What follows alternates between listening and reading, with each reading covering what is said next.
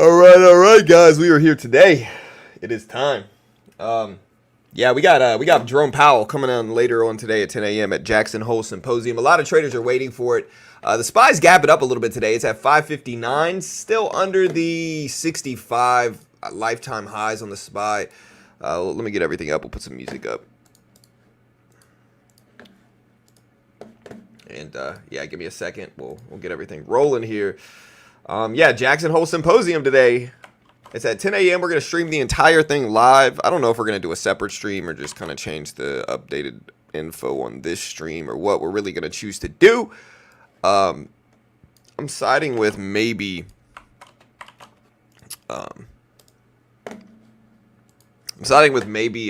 just redirecting everybody to that stream. 10 a.m. Eastern.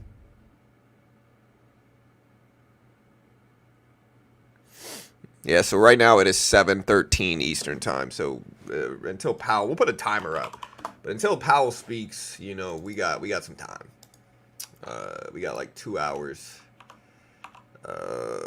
and about 42 and a half minutes, or no, 46 and a half minutes. Yeah. All right, so this is when Powell's speaking. And so, yeah, look at the SPY. SPY up there. It's still not at lifetime highs yet, but getting close, you know, getting close.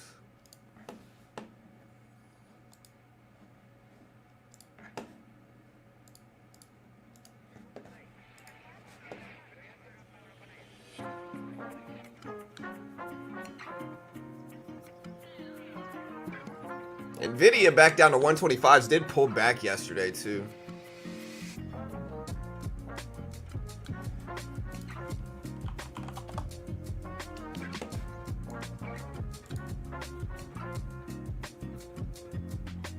All right.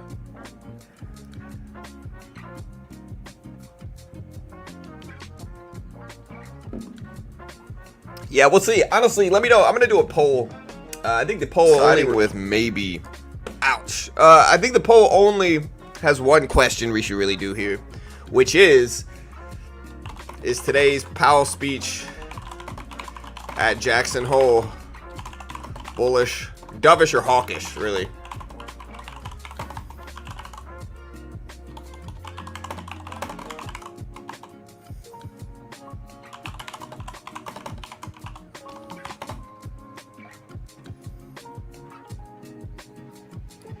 Vote on the poll. Let me know what you guys think.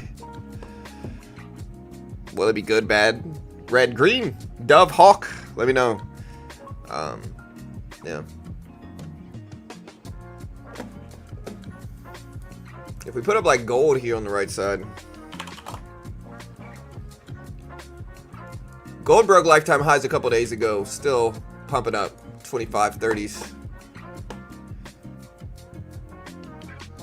Yeah. We're here. We're early. Yeah, let's stream.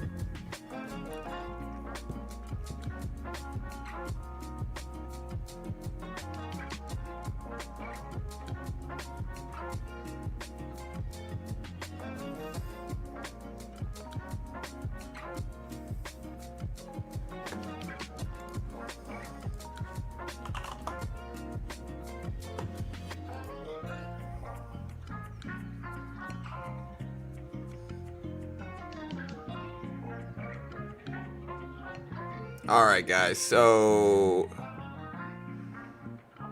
let me edit this.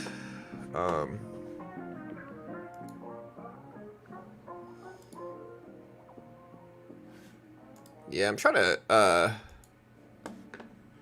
you know, I've had a couple people tell me this, right? So, like, they look at my channel and they see my last video was like 7 months ago, and they're like, what the heck, bro? Did you stop posting? And a lot of them don't realize I am a live streaming channel. So we live stream, like we're live streaming channel. So with that said, I'm gonna edit this and just put like a little disclaimer at the top, just being like, yo,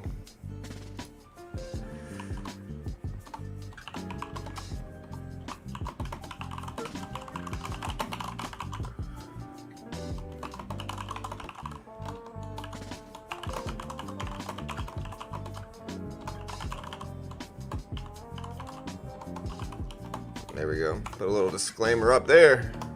I think that'll make it nicer.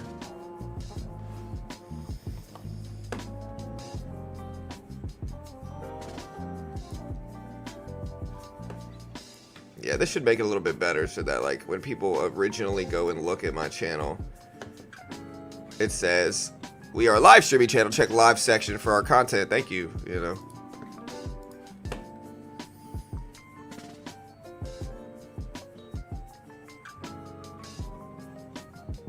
I saw these stats on shorting stocks and missing important days. Jackson Hole's at 10 a.m. Eastern. Market gonna rip today. Market's already been ripping too. Do we know how long he is set to speak for? I can look at the last Jackson Hole and see. All we can really go by is what he did last time, and so I covered it last year.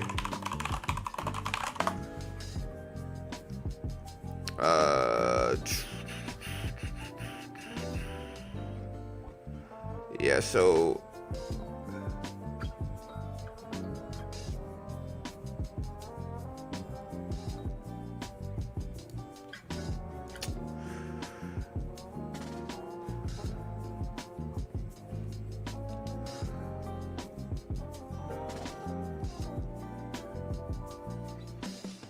you know, it doesn't look like he spoke.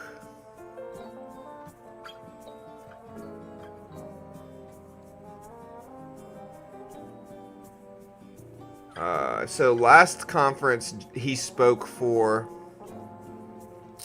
let's see, he started speaking at 4:13 on my video, or at 3:26 on my video. He ended speaking at about 3:40. So he only spoke for about 15-20 minutes last time.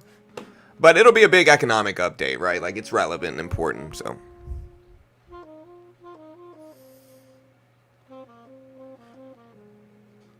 Should we say we're top 3 live streaming channel? Oh, definitely top 3 ever in the world, for sure. Top 3-ish, you know. And all I got to say, guys, is we're getting close to 145,000 subscribers. Don't be stingy. Subscribe right now. Do it now. Try it one time. Might feel good. Gold recovered. Yeah, I hope they only cut 25. They should only cut 25, right? I've been saying this like a broken record for the last few weeks. Anything over 25 is an overreaction, and it's going to cause panic, and it's going to cause negative effects in markets and everything. It also is going to make inflation woes high, so it's going to cause panic and fear, and it's going to make inflation worse. So cutting over 25 basis points should never happen this soon.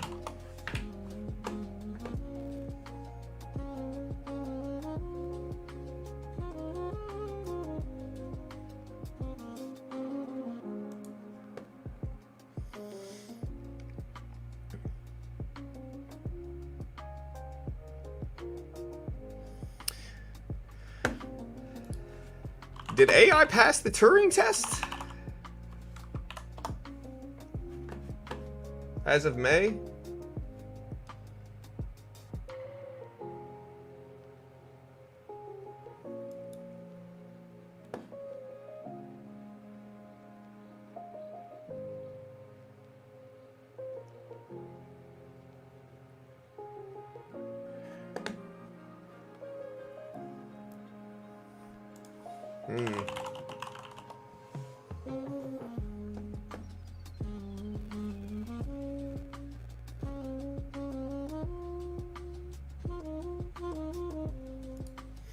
Interesting.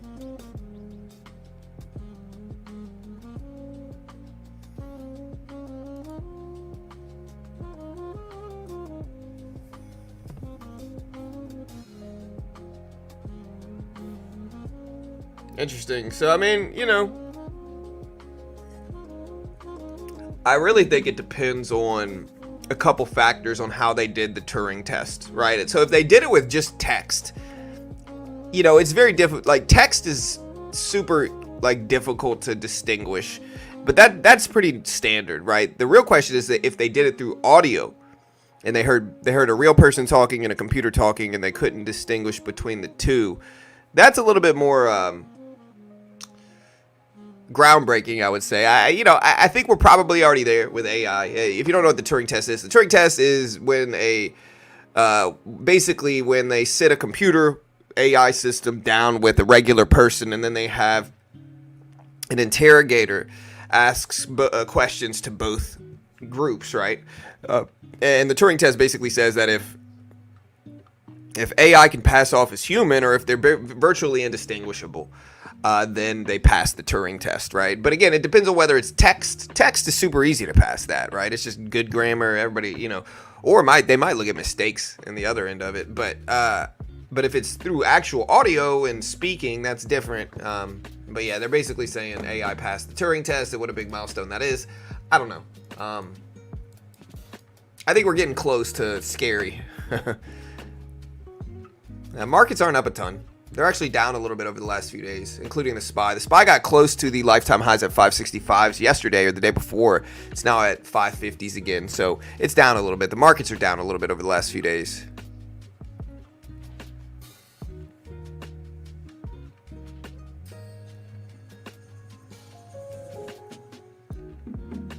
Current AI is a magic trick. I disagree, Ty. I think it's always AI is never there's always going to be mechanical, there's always going to be you can always criticize the flaw, the design of AI, right? But I don't think that's the right thing to look at. I think the look at is the outcome of it, the what it puts out there, right? And if that's good or bad,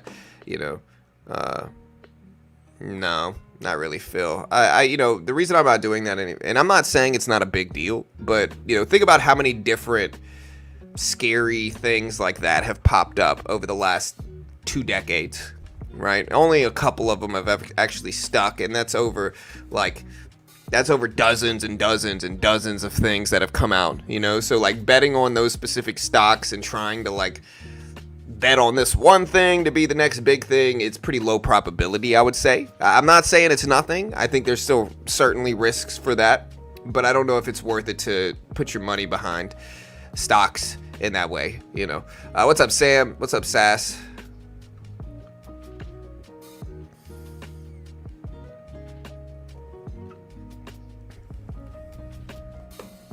But again, it's all good, brother. Do what you got to do, make your money if you can.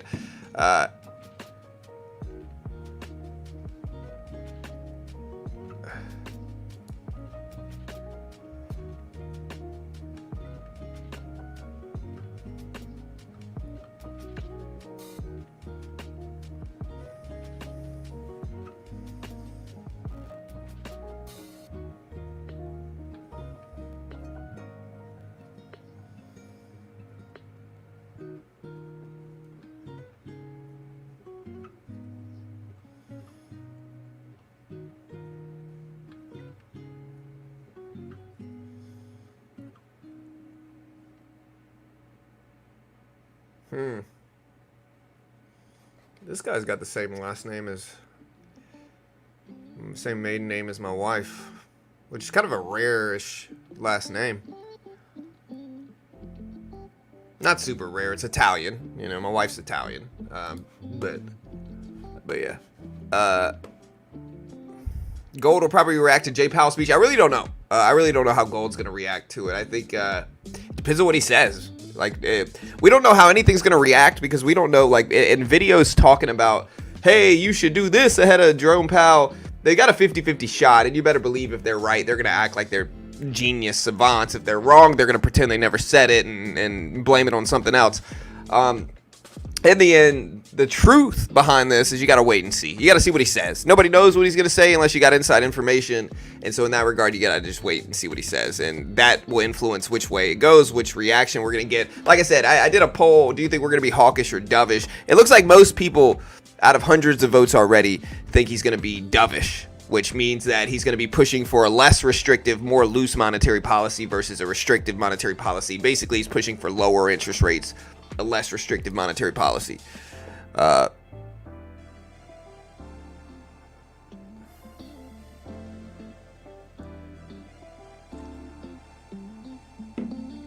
it be live on video or like a news report?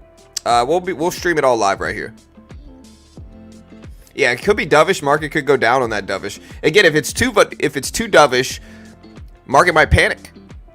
Market might say, "Oh no, why is he scared of, why is he so scared that he's got to lower interest rates drastically? Like, they might panic. It might not be as, it's not as predictable as people think in that way. You know, we got to just wait and see. I always say you got to be reactive versus predictive.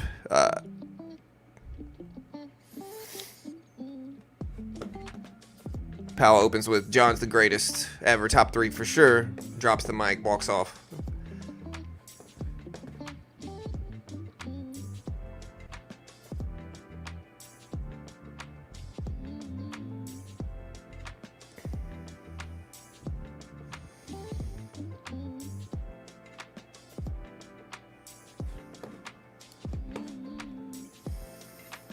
10 a.m. Eastern Standard Time. There's a timer up there, guys. Look at the timer. So the timer is right there, you know.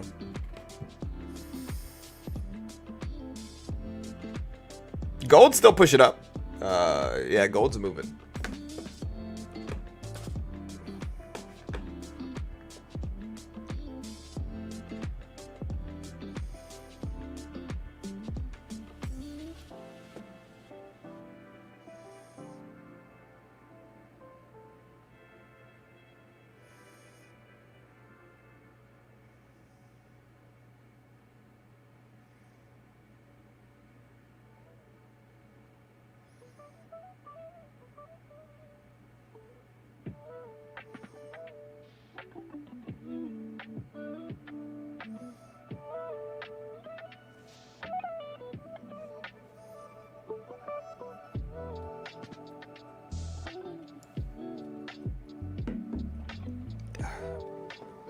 Yeah, so Peter Thiel was talking about California.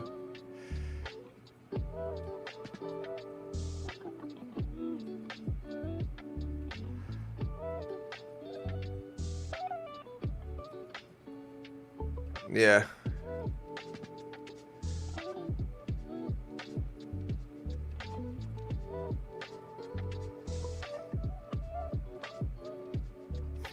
Interesting.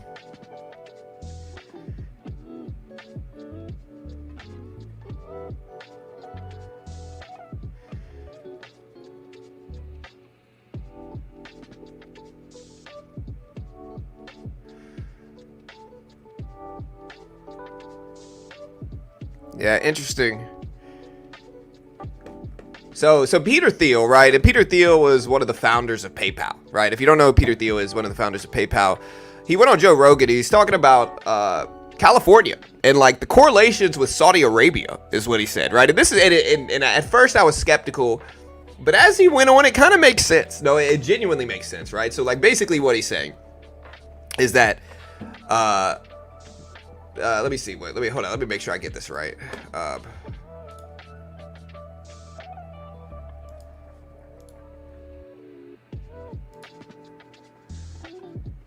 So,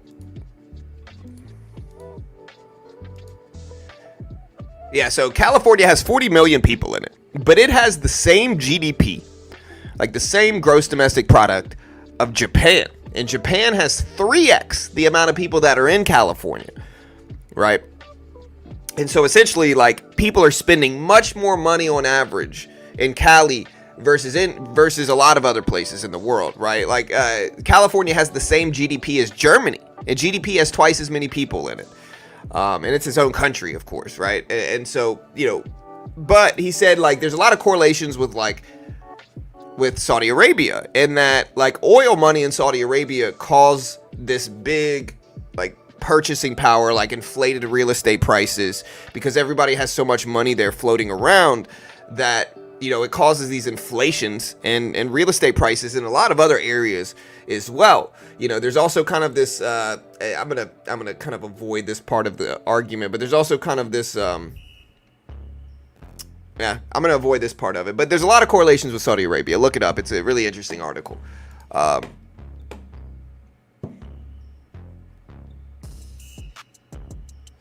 Right, and all that wealth causes a lot of like craziness in terms of like the politics and government over there, and like, and then again he correlated it with yeah, so interesting.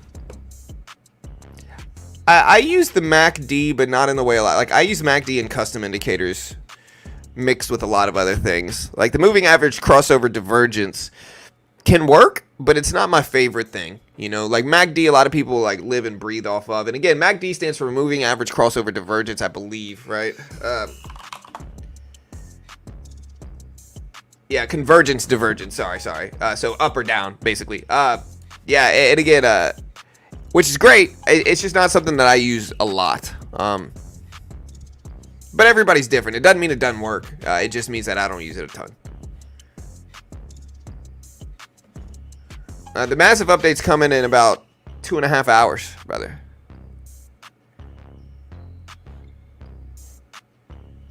Remember, we're not an investment professionals. We're not we're not liable if you lose money. Always make your own assessment. Trade responsibly.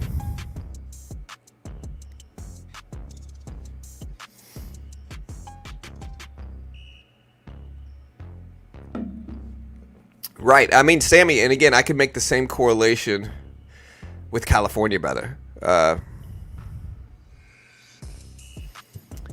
I don't know if he's going to do a Q&A. I don't think he did last time, but he might have. I'll have to go back and look, but I don't think he did. Let me look this up.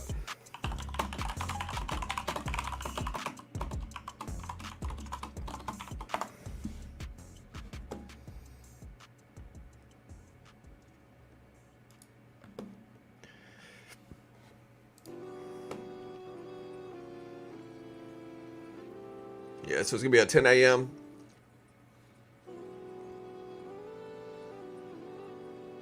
Fed is going to start cutting rates next month.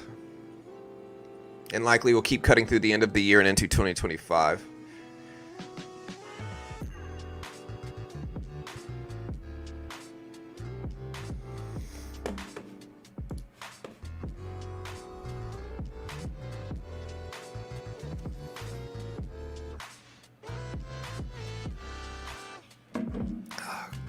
They expect They expect QE from Powell, quantitative easing.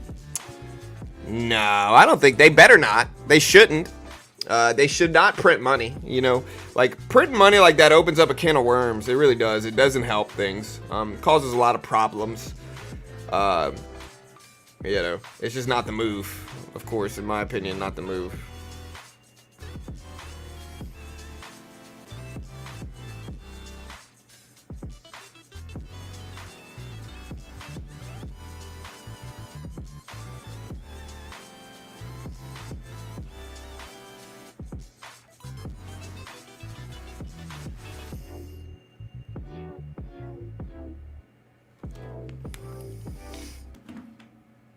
It's going to be post-Powell put.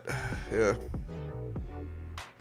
How's gold getting affected? We don't know. It depends on his stance. I'm pretty sure. I think it's probable that he's going to be dovish, right? Like he's going to push for a less restrictive monetary policy. I don't think he's going to be dovish enough in which he does QE or pushes for QE. Currently, we're still doing QT, I'm pretty sure. And I think he'll probably update on the QT situation next meeting in September, as well as maybe cut. And so maybe he'll start really genuinely slowing down QT, which he kind of already has. Quantitative tightening is when the Fed stops buying bonds, lets their current balance sheet bond and other financial asset holdings mature and run off. They don't directly sell bonds, right, which would be direct QT, which is usually not what they do. They usually just kind of stop buying it, let that liquidity get taken away from the market and force interest rates to stay high. Right now, you know, the opposite of that, of course, would be QT, which is where they create bank reserves online and use those bank reserves. It's a form of money printing, but they use those bank reserves to buy financial assets like bonds and stuff, and that injects liquidity into those markets. You know, influences interest rates.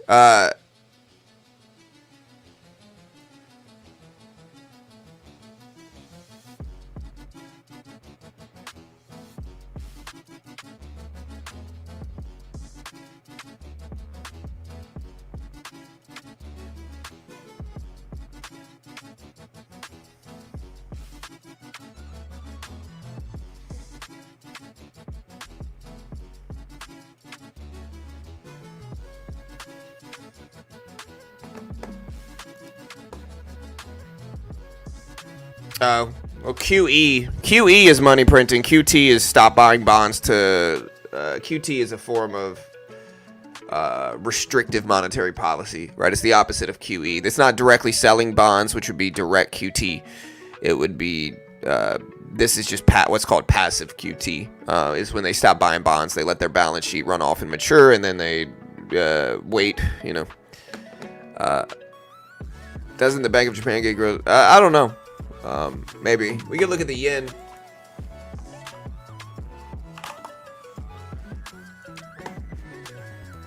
Yeah, I mean, the yen's down a little bit, but kind of flat the last few days. Hasn't really moved too much in that regard. Apple up there, 226s. Hey, what's up, Tiny? Hey, yeah, TGIF. Hey, hope you're doing good. Appreciate the love. Thank you.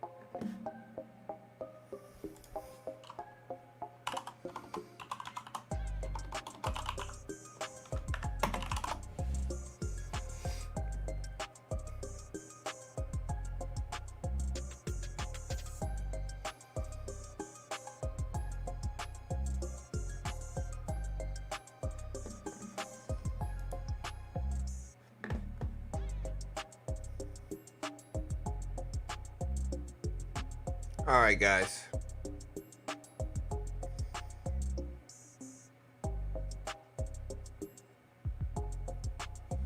People are talking about this Godzilla choke. You know, it's funny, like, you'll see stuff on YouTube and then you see it get drilled. You'll see it get drilled. Like, I see it get drilled in class, right? Like, there's a choke we've been drilling in class where...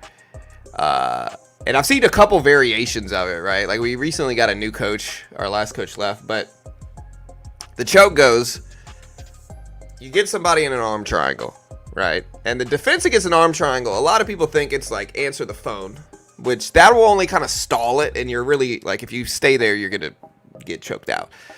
So the really only defense against it is to punch out of the rear naked choke. So if they've got this arm like this, the only real defense is to punch out of it, right? And then you're going to be like this somewhere, you know.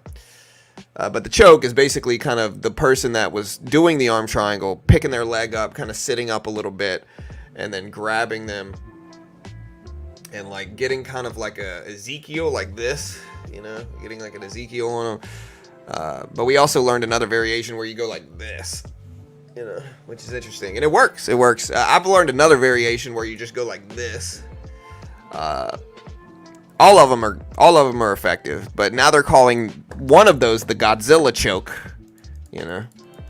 But it's interesting, like, you see a lot of people teaching the same stuff at jiu-jitsu at the same time. Anyways, going back to Powell.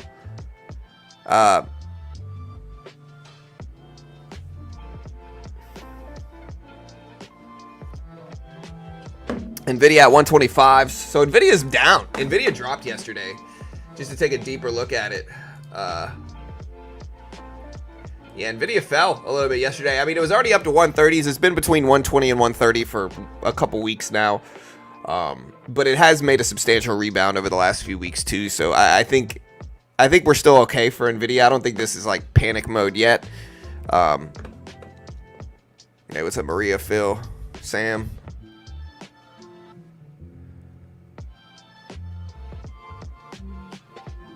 Morning, Mr. Top 3, but not 2 or 3. Definitely top 1.5, I would say, Alejandro. Thank you, brother. I appreciate it.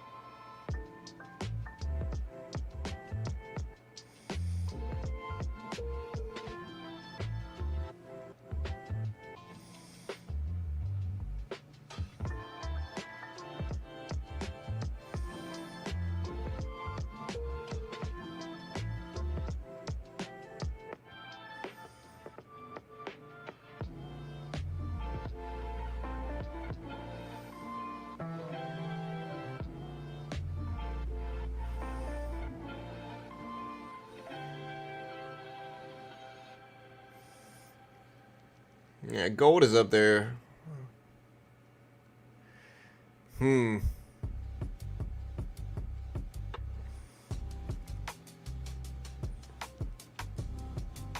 Still hanging out waiting, guys. Again, this is a big report day. We still got 2 hours.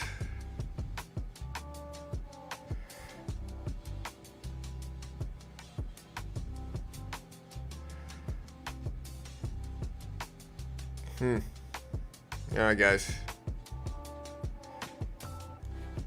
Let me see what we got. Again, we're almost close to hitting 175K. We're very, very close.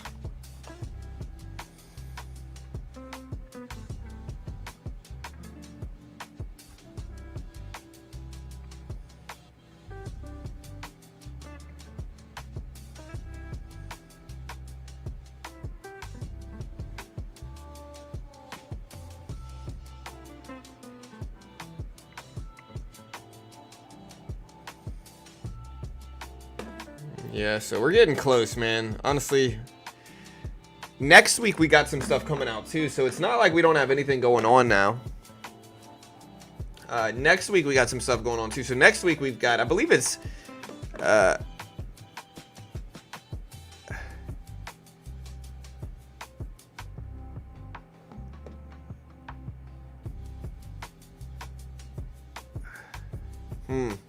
so yeah, next week we have PCE data on Friday, which is a major report. We also have NVIDIA earnings.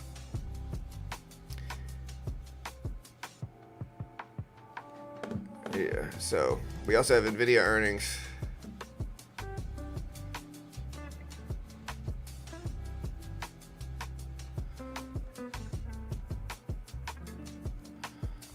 All right. Where's part 2?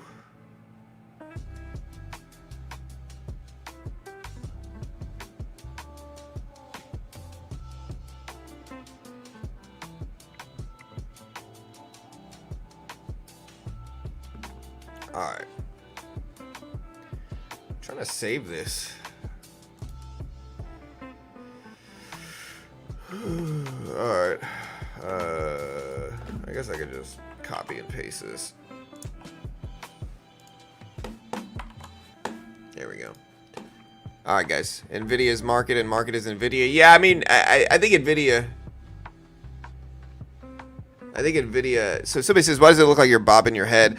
I have restless leg syndrome, and so what you guys see, if you see me shaking, it's not like I have like a tremor or anything. What it actually is it's my legs. Like I'm going like this. My legs are bouncing up and down, and since you only see the top half of me, it's just me. It's just my legs bopping up and down, and so it's yeah, my legs are jumping. I have restless legs. I have ADHD and restless leg syndrome, so.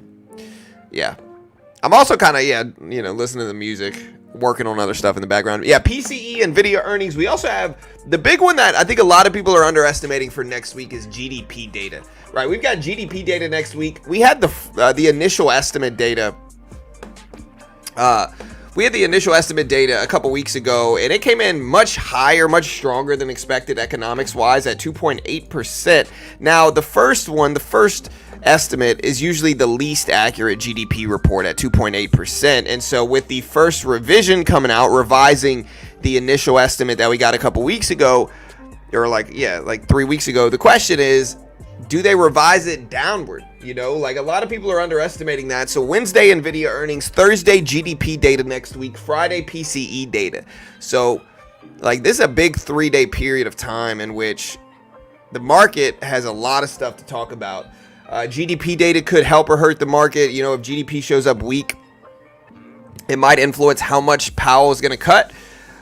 If NVIDIA earnings come in good or bad, it might signal weakness in the stock market or strength in the stock market. If PCE data comes high, it might signal a more hawkish Powell. Or if PCE comes in low, it might signal, you know, more of a reason to cut rates and protect the economy in that regard. So...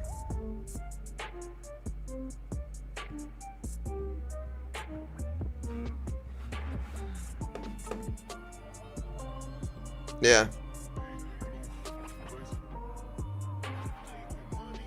If Powell is very vague in his statements, we will flush. I don't know. I think he's going to be Powell. I think he's going to be vague in his statements. I think he's balanced, right? Like Powell tries to be balanced. He doesn't want to crash the economy. If you want to become a member, you just hit join. You don't get anything extra for becoming a member, though. It's just a way to help support the channel. Like I told people I wouldn't have any paywalls behind content, and I'm going to stick to that, and that includes becoming a member. So you don't get any extra content for becoming a member. It's a great way to help support the channel, though. And if you want to help support us, you do get some of these coveted, emojis. You get Beardless John, you get Carol, you get Rosie, the German Shepherd.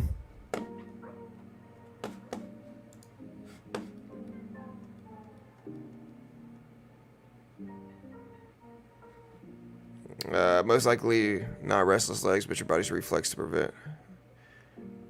Yeah, maybe that's what it is. That's probably a good thing. I sit for so long, like it's probably a healthy thing for me to move my legs like this, because if not, blood will, I could have circulation problems for sure. Yep, heard you the first time, Alex. I mean, good, I guess. Thanks.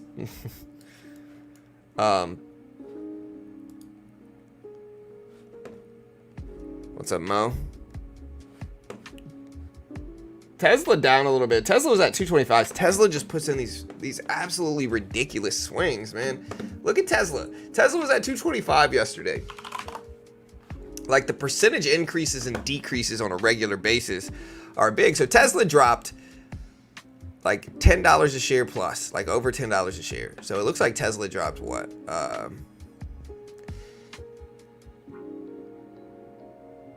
Yeah, like Tesla dropped like 7% yesterday, which is crazy. 7%, that's a lot. From 225 down to 210. Yeah, the math in my head was correct. It is 7%. 7% drop yesterday.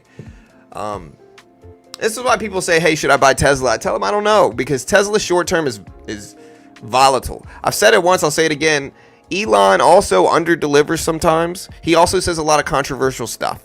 And so I don't know if that's the best thing when you're selling things to consumers, although I do like Teslas. I think they're really cool. I think they drive themselves. I think there's a lot of really cool things about Tesla cars and vehicles in general. But short-term price action, there's risk. I think it depends on if he can really accomplish FSD and get the infrastructure built and get ahead of the speed bumps that happen whenever you build infrastructure and something like that, then I think Tesla's going to be great, but that's a big if, and we'll see. I hope it goes up. Meta hit lifetime highs yesterday. Did they really? Meta has done a good job. Like, people knock on Mark Z, but Meta's done a great job at rebuilding strength after the really bad year that they had in 2021. Or was it 2022? Yeah, it was 2021. Really bad year, 2021. Really, it was 2022 that was the bad year. So Meta dropped from 400 down to 300 in 2021, right? But it was still green on the year overall. So it really dropped 25%. But in 2022, Meta dropped from 300 down to under 100, so it dropped literally 65% in 2022, and it lost. The reason it did is because it lost $10 billion in the metaverse projects that it was putting out there.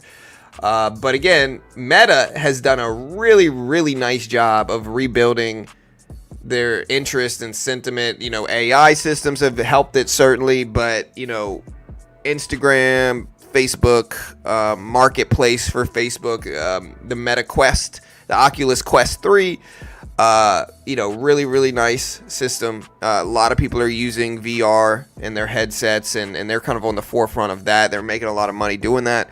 Their AI systems, like I said, they've just got a lot of diversification in their company now. And Meta is up ridiculous amounts. Relative to that point, Meta is up like 400%.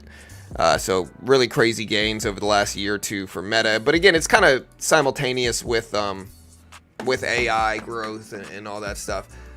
So yeah, check out Meta here. I think the biggest risk to Tesla is the legacy automotive brands. I don't think we're going to have an up-and-comer EV brand that comes out and really genuinely competes with Tesla. I know a lot of people got talked into buying some of these kind of obscure EV companies when EV hype first started, like Mullen or Lucid, Polestar, like all Canoe. There's a lot of like really obscure EV brands. And I don't think any of those really pose any type of significant risk to Tesla, including Neo, and there's a bunch of them, right? People get talked into buying them because they think it's going to pop off and take off, and it kind of did, but not in that way. Where the obscure ones gained, it just didn't work in that way, and so a lot of people overestimate strength in these EV companies. But the big risk to Tesla is legacy, right? Like if these big boy automotive brands that have been around for decades or centuries, or not centuries, decades, generations, if some of them start to genuinely produce high quality EVs that are cool and compete with Tesla, that's the big risk, I think. But, I still think it's unlikely. I don't think I underestimate Lucid. I don't think most people have even heard of Lucid. I think Lucid cars are dope. They're really nice. They're really cool cars, but that doesn't matter. I think the problem is that most people have never heard of a Lucid. And I think if you go up to most people and you say, hey, if you had to buy an EV, what would it be? Nobody would even have heard of Lucid. They're only going to say Tesla or one of the legacy brands. Maybe Rivian, maybe. Lucid is only really known in the stock market, which means that the price and valuation of it is most likely overestimated, in my opinion, right? I might be wrong. I could be wrong. I think it mostly has to do with like people like that invest in it, like you, Joe, potentially, and confirmation bias. They want to confirm what they want to happen, which is that they want Lucid to go up. But again, how many people actually want to buy a Lucid vehicle? I think it's pretty low, and I think that's a really telling sign of their future like outlook, How many times have you seen a Lucid in person? Probably very little.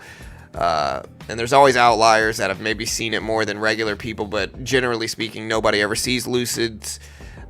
Nobody really wants to buy Lucids, regardless of the argument of whether it's cool or not,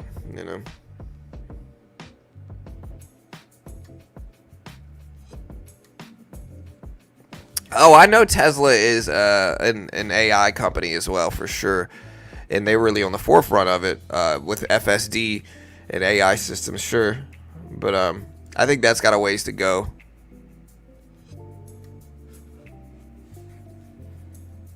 Yeah, Mullen went from $8 a share down to 30 cents.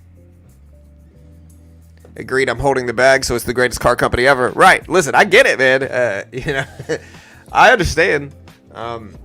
I guess what I'm saying is you just got to look at it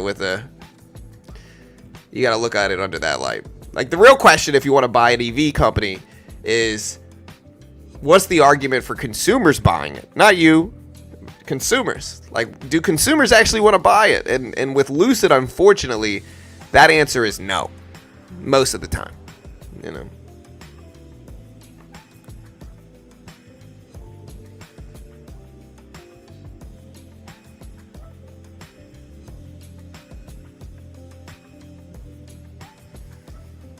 Polestar is popular in Europe. Sure, I can see that, and maybe they're going to succeed, but Polestar is kind of a legacy. I probably shouldn't have used them as an example. Polestar is Volvo.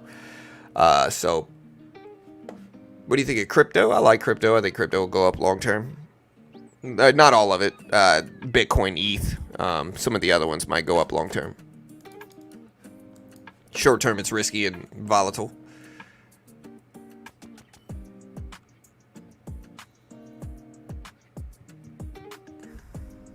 Hey, what's up, Beach? Hey, thanks, brother. Appreciate it. All right, we got 600 people here already, guys. It's pretty early in the morning, too. So, hey, we're going to grow. We're going to keep the growth up.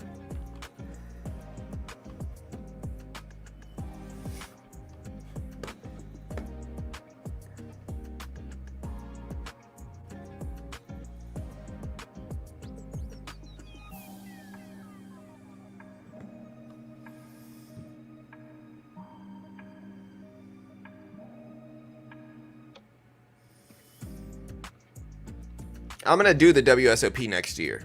I'm doing it. I wish there were some other big poker tournaments that I could go to be honest.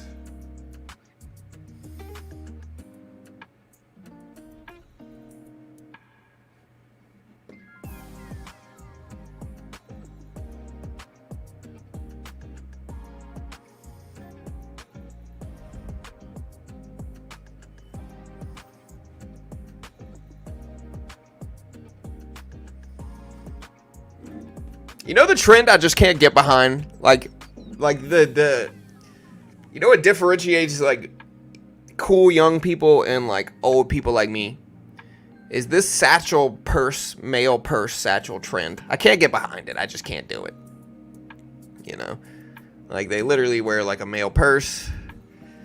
And I think that's where the say get your bag comes from or whatever. But, you know, get off my lawn, okay?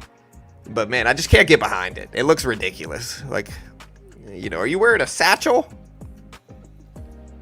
Like, I'd rather wear a fanny pack than a satchel, personally, you know? And honestly, when I go to Disney World, I do wear a fanny pack. I just can't get behind it. I'm not judging. Wear what you want to wear. Life is, you know, short. Do what you want to do. But I'm not doing it.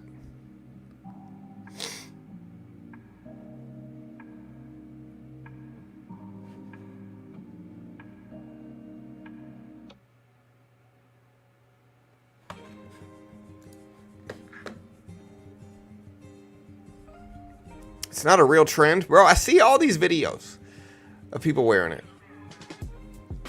Yeah.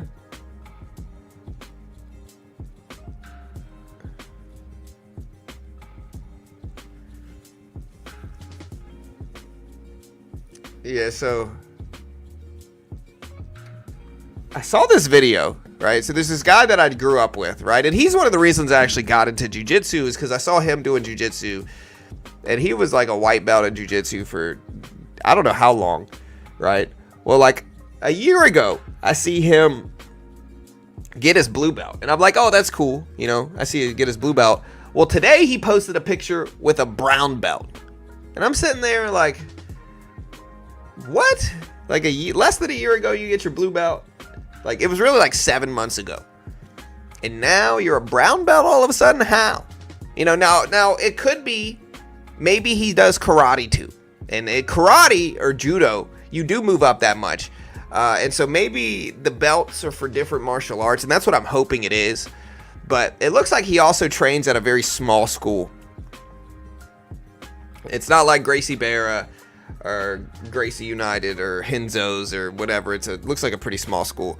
So I just hope they're not leveling up that much. You shouldn't get your brown belt. You shouldn't go from blue to brown in BJJ in less than 7 months, right? Dude, fanny packs are great. I use them.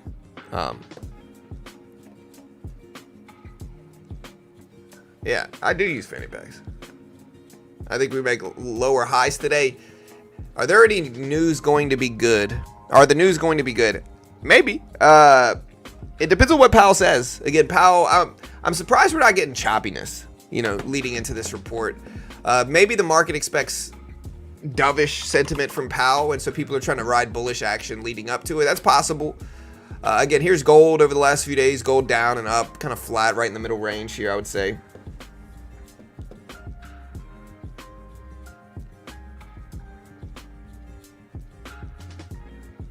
A man bag.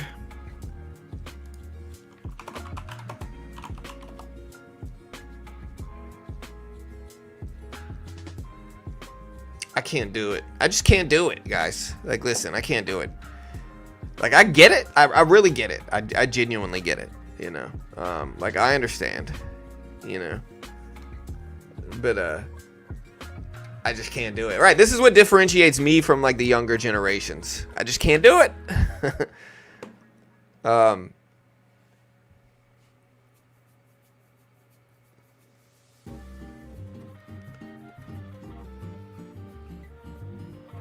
Like, okay, listen, if it's like a big one, fine, right?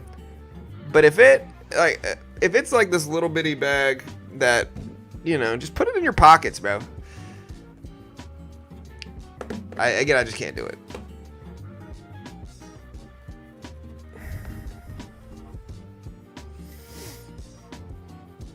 He talks at 10 a.m. Eastern Standard Time, 10 a.m.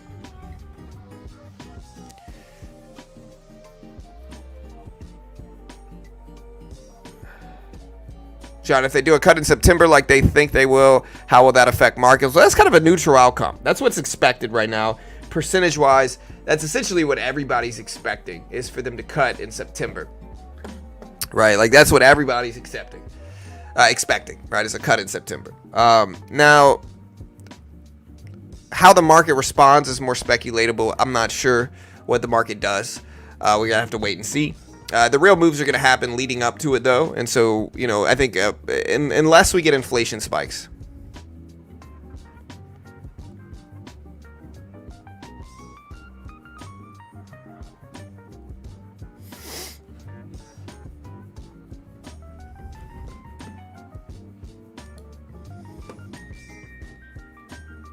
Yeah.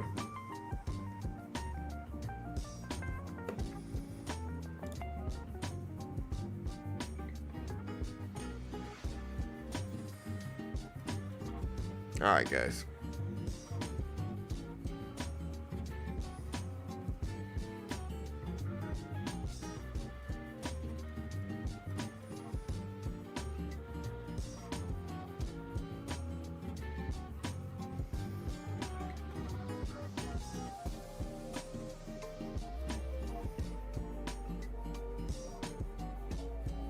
All right, guys. So, whew.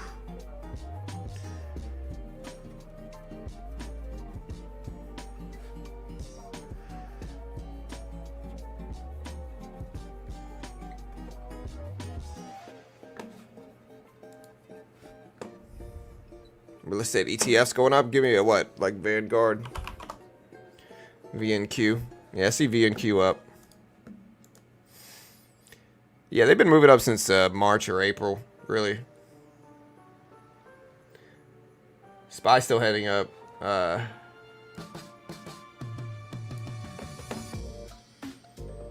Intel long-term bull here. Yeah, I mean, Intel's interesting. It's interesting down here where it's at, like down here where it's at, it's interesting, but I don't know, man.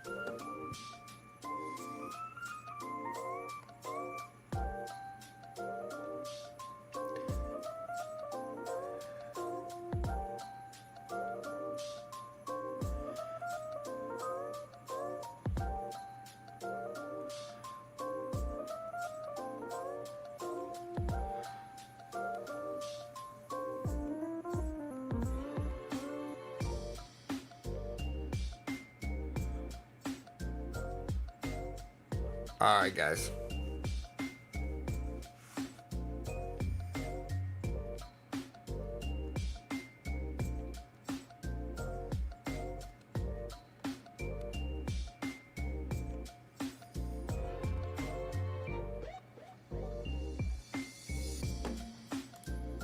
Is the SPY glitch right now? What do you mean?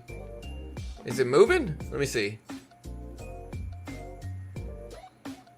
No, it's moving. Yeah, it's moving. It's on time. Here's Nvidia again. Nvidia up.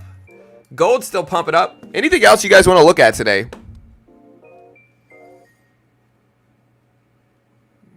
Intel looks cheap. Yeah, it does.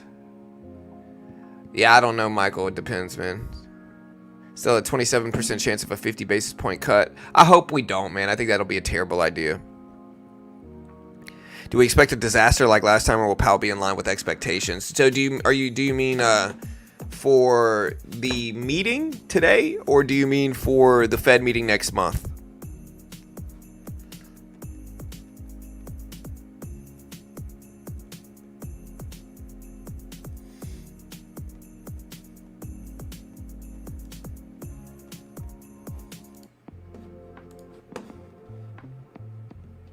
I don't think they were called. I think they just updated it. you know.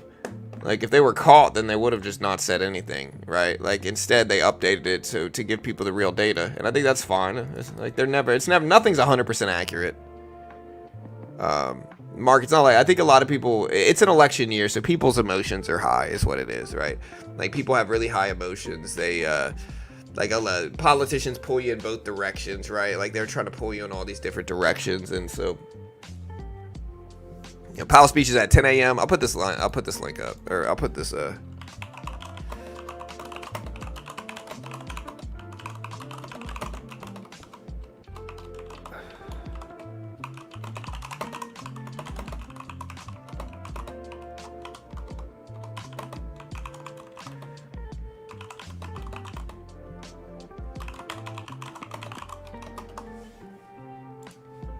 right, so yeah. So yeah, Powell does his Jackson Hole speech live at 10 a.m. Eastern time right here on stream. We will stream all of it completely live. Subscribe to the chat. I see no changes. Wake up in the morning and I ask myself. Tupac, you know, the GOAT.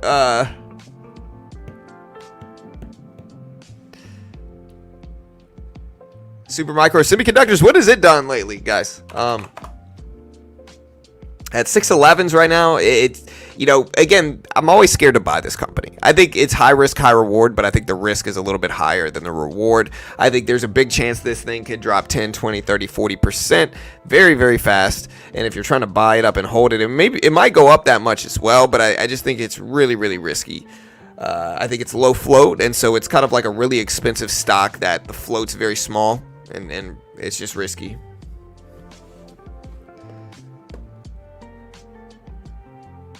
Yeah, if you don't know that song, you're too young for me, you know. Super Micro up there.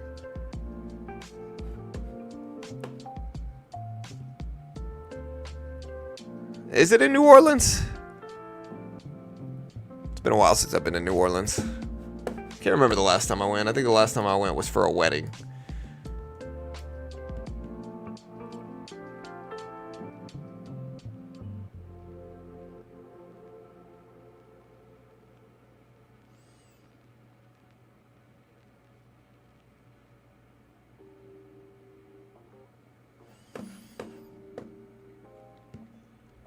What do you think? Who do you think will win? I have no idea. Yeah, I don't know. Bosses always get bad news on Fridays. Maybe. Did he crash the market? Let's take a look at the last Jackson Hole Symposium event. Right, so we covered it last time. I'm trying to see what day this was. This was August 25th of last year. All right, so let's take a look. August 25th.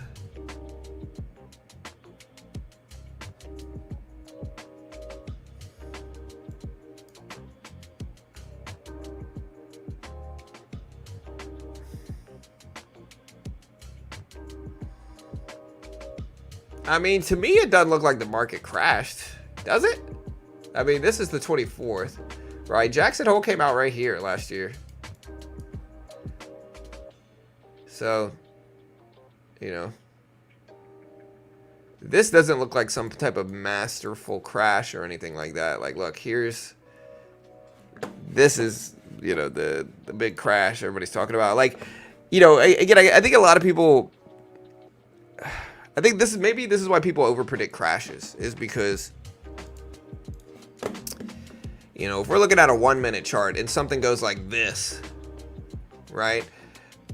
That might look scary to people, and some people might think that's a crash. A crash is the parameters of a crash are usually 20% plus short term. So within like I would say 3 weeks time. Right? Max. Anything in under 3 weeks, if we drop 20% plus, you can call that a crash, right? Now that's different from like long-term bear markets, which are long-term bear markets, or corrections, which are longer-term pullbacks, which is going to be dubbed as a correction. But yeah, I don't know. Maybe, and again, maybe it was this. This is a big drop, right? That happened on the 24th. But even that, I mean, 445 down to 436. That does not look like, that looks like about 2.5% drop if my math is correct in my head. From 445 down to 435. Yeah, 2.5% drop. So yeah, I mean, even that's not a crash, not even close to it.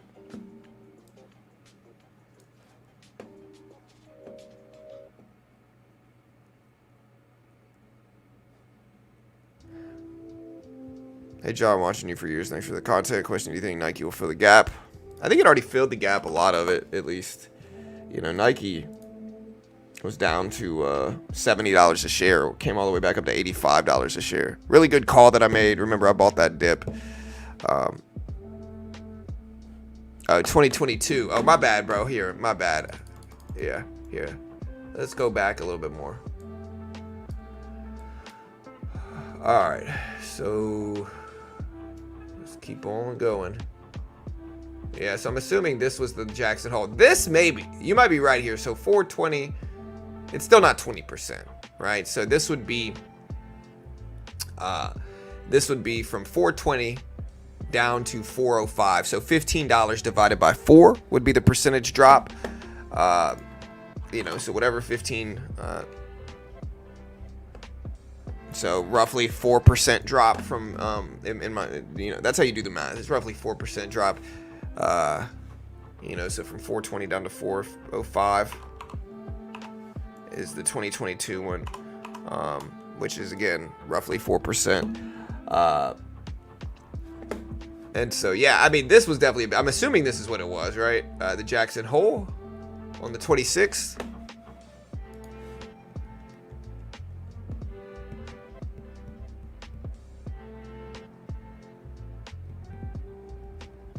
FFIE, nah.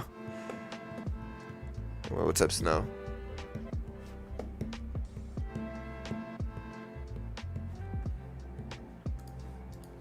All right, guys.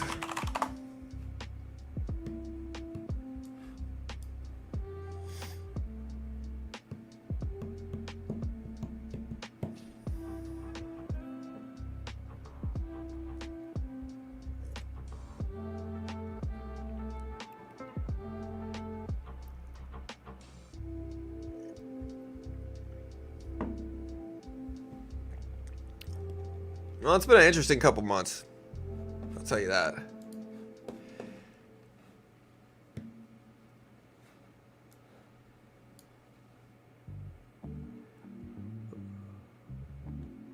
Powell speaking at 10 a.m. There might be a big old timer in the top left. 2022. Yeah, 2022 was an interesting time economics-wise.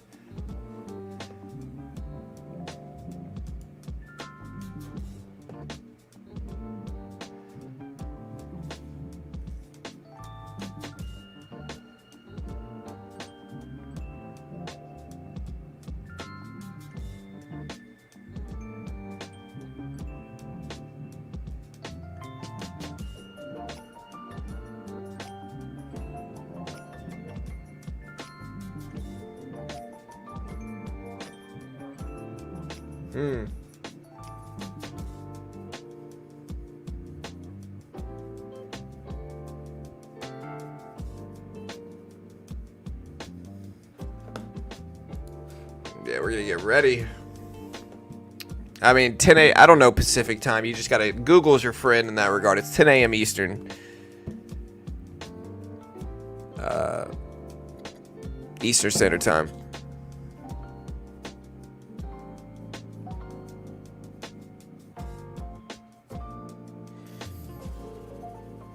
Yeah, it's time. Well, we'll see what we get.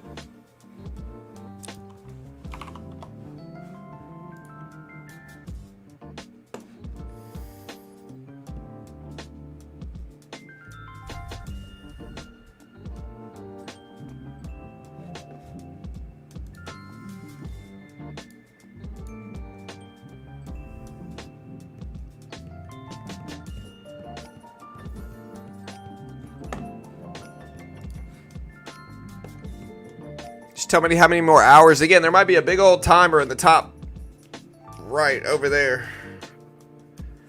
You know, I could weatherman it really quick if you guys want me to, but the timer's in the top left. Again, bullish or bearish for Jackson Hole, guys. Bullish or bearish. We're going to start day trading a little bit soon. Yeah,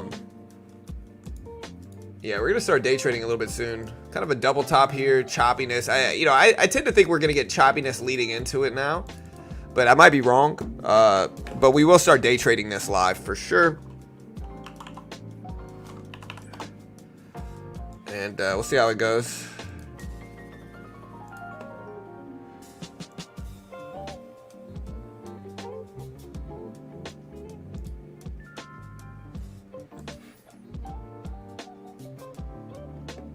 So we're on this Top Step X platform.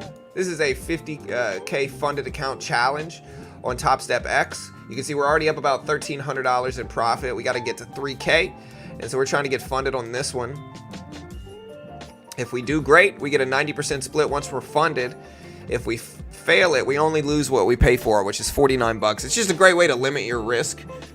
There's no PDT in futures. You can day trade short, buy market, sell market, buy bid, sell the ask, all that good stuff like day trading. No PDT rule. And in the futures market, you can day trade the S&P, the NASDAQ, gold, some currencies, very similar patterns. You can trade Dow, Russell, very similar to day trading stocks, but there's no PDT rule, right?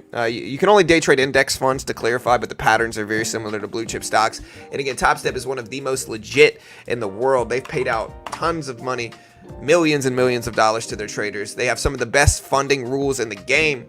And once you're funded, some of the best rules in the game for staying funded. And so it's 49 bucks. You know, again, really cool way to learn how to day trade. And again, most day traders lose. And so if you put up 5K, you're probably going to lose 5K. You know, been around for 12 years, 40,000 plus or 40 million plus. So you can check them out. Here's the rules. I'll put the link up. They are an affiliate of mine. They pay me money. I'm biased.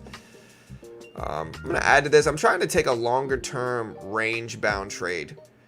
Right, so I'm trying to take a longer-term range-bound trade into Powell, but I have to be willing to cut this fast too if it turns against me, right? But again, if you want to check it out, try to get funded with me here. Here's the link.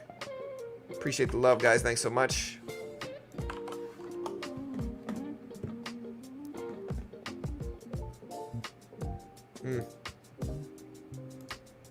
All right, so we're gonna take some profit off. We are up. Nice. 2 contracts left. We'll let this ride. A little bit more off, and we'll let 1 contract ride. We might add back to it too. So we caught that bounce. We're just looking to attack ranginess, and if this doesn't work, we'll cut it, which is fine.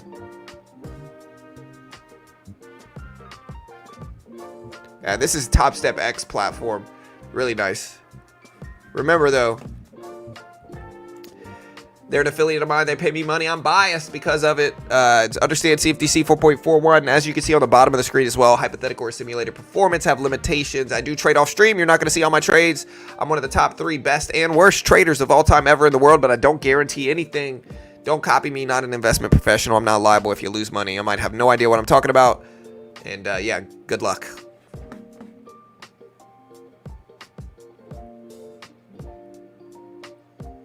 So we're going to buy this and then hold it roughly break even, I think.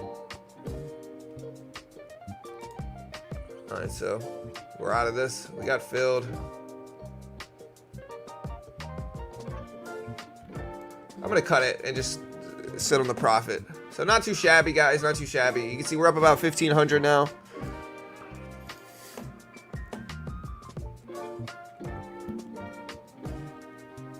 Yeah, y'all hit that like button, guys. We appreciate it. Thanks so much.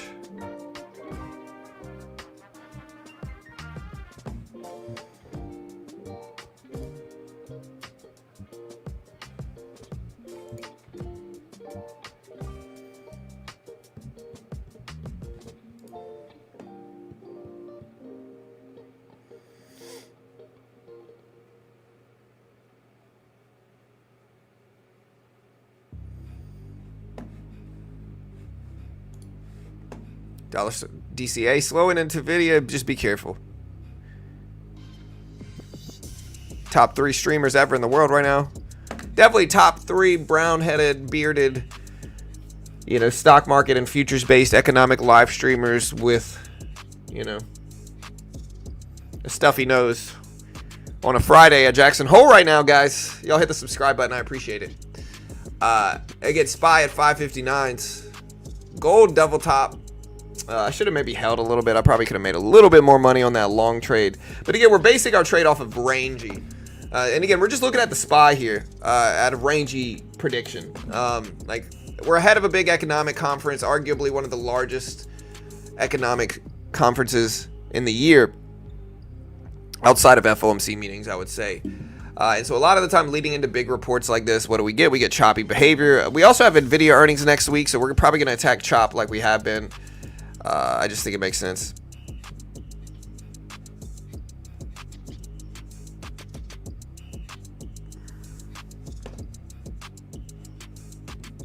NVIDIA earnings are next Wednesday.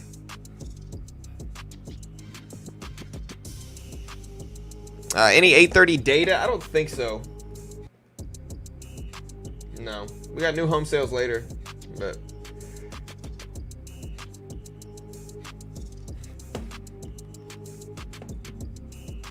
yeah, NVIDIA earnings are on Wednesday.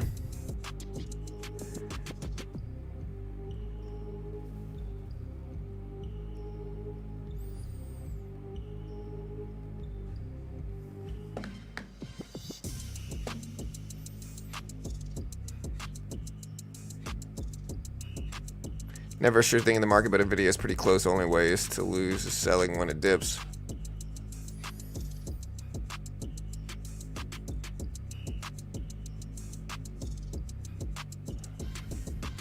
Yeah, give me to a 200,000, guys. We appreciate it. Help me hit there. All right, guys. Will we get anything good today, man? I'm excited. Powell speech later. We got my headphones charged. We're ready. And again, they said AI passed the Turing test, which is an interesting thing. This came out a couple months ago, though, so I wonder. I'm sure it's gotten a little bit better. I think what people have to understand regarding AI, and this has implications towards NVIDIA, Meta, tech stocks, Tesla. What people have to understand is this, right? A lot of people are looking at like modern gauges for, they're looking at like modern gauges for, NVIDIA. They're looking at like recent advancements for AI systems like ChatGPT and stuff like that. But what people have to understand is this, is that how AI is right now is going to be wildly different and wildly less powerful as it's going to be in 20 years from now, right? So if you think about the crazy exponential growth that AI and systems like, AI systems have seen over the last 3 years, 2 years, right? Extrapolate that over a longer period of time. And the growth that we see from AI should be game-changing for technology in terms of specifically production. But also, it's going to spark a new tech revolution. And it already kind of has, and I think it's going to get more and more and more powerful over time. And I think that's the way people have to understand it. I think people have a very small-minded view of things. But you have to look at what it's going to look like after periods of growth over the next 5, 10, 15 years. And that's going to be crazy. Like, it's going to get so much better that a lot of people don't understand how much better it's going to get. So, yeah.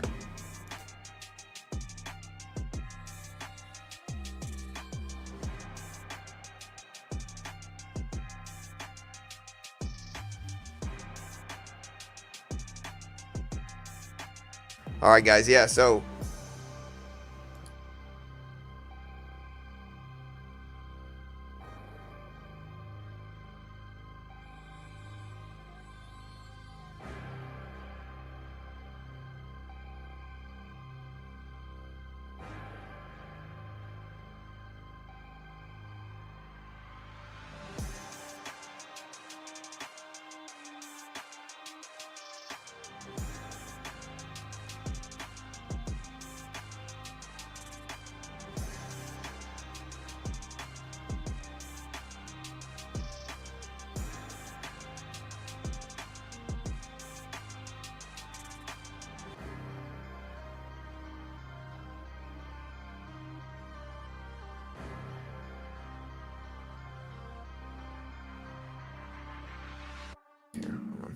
All right, guys. Sorry.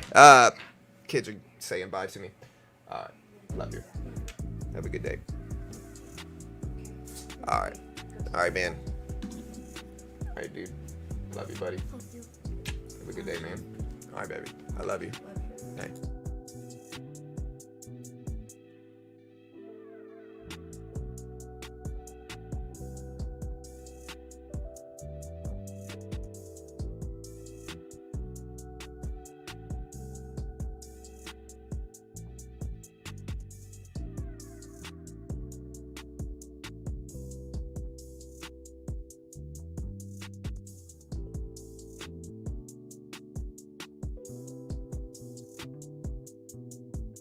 All right, sorry. I had to say, family comes first, as long as there's not any big economic data. I'm not gonna do GMT, but it's Eastern Time. Google's your friend, guys. Like, listen, I don't mind answering questions, but there's certain things that all you gotta do is say, hey, what time is it in this time frame? Like, what is it? 10 a.m. Eastern Time is what time in blank, right? Like, that's all you gotta do.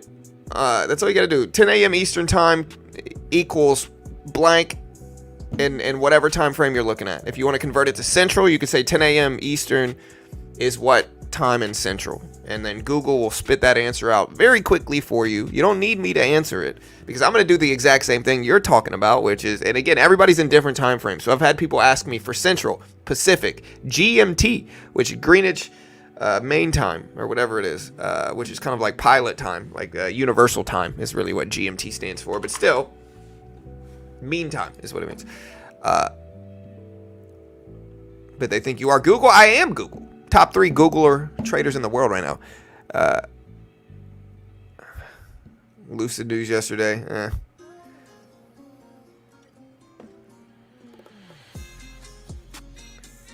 Yeah, that's kind of how I feel, Sean. UFC, top 3 bars. All right, guys.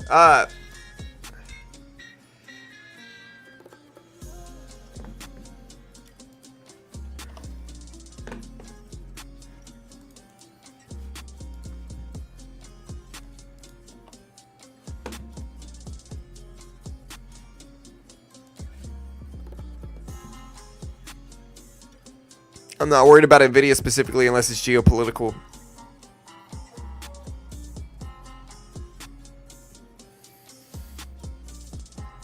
Massive Jerome Powell update at 10 a.m. Eastern Time, guys. We got an hour and a half left. I'll put this up.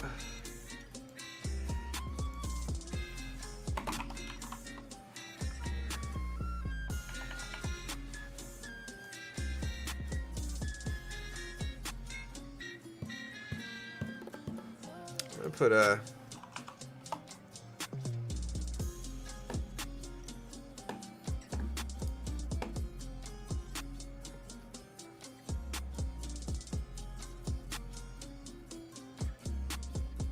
While major Hollywood streaming services bet on live sports, a possible upstart is putting its money on waffle fries. Chick-fil-A reportedly planning to launch a streaming platform this year. I mean, I think streaming is smart, right? Like yesterday, we talked about Rob Dyrdek and how Rob Dyrdek basically made hundreds of millions, if not billions of dollars from MTV. And the reason he did that, if you want to know the real, like, obvious correlation, is that media is transitioning to online. Media, like TV channels are obsolete. TV networks are obsolete to a certain extent outside of premium networks like HBO, which in that regard also have streaming services, right? HBO has a streaming services, Max, HBO, you know, and so that's where they're transitioning to. Everything's transitioning to that in terms of movies, TV, everything. And so in that regard, like, again, what Rob Dyrdek did that was so smart is that Rob Dyrdek, when MTV needed content because nothing was working, Rob Dyrdek became, you know, indisposable to them, right? They couldn't get rid of Rob. They needed him. And when you need somebody that much, there's leverage attached to it, right? And so Rob Dyrdek had the leverage over MTV, and Rob Dyrdek made close to $1 billion from that. Now, I don't know how much of it was gross. I think his net worth is still hundreds of millions. But he basically used that leverage with the show Ridiculousness and Fantasy Factory. But I think the overarching point I'm trying to make is that networks are on their way out. YouTube, streaming, everything is on the way in. That's the future of media. And that already is the future of media right now. You know, this is the future, right? What you're watching right now, John Top 3 is the future. So, yeah, the point is content like this that you're watching right now is the future of media.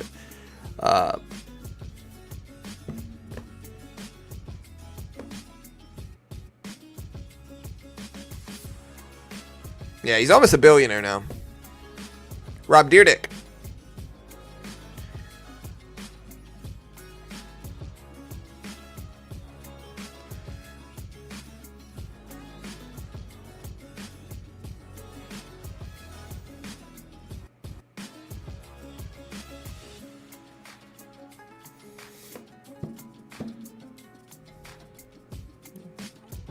New channel title, John Top 3.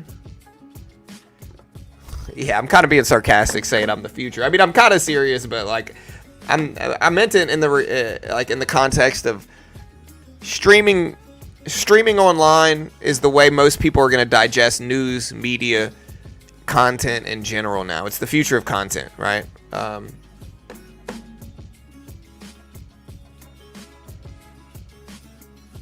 You know, old school traders had Bloomberg channel, CNBC, all that stuff. Now, modern people have people like me and others that cover economics and markets and trading and everything. Yeah, I've heard a lot of people mention CAVA here. I don't know. You know, I don't know. I don't really know much about Cassava or Kava Group. Somebody sell me on it. Like, I've never really followed the stock CAVA.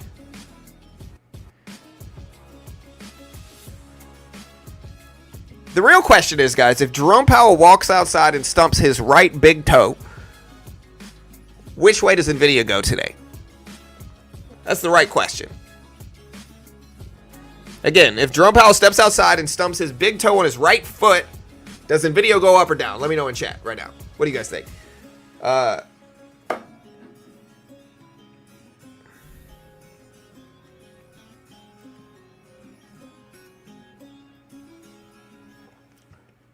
Bro, were you in trouble yesterday? Of course not. Top 3 least in trouble husbands in the world right now. Carol's one of my top 3 wives ever in the world right now. One of my top 3 for sure. Definitely in the top 3.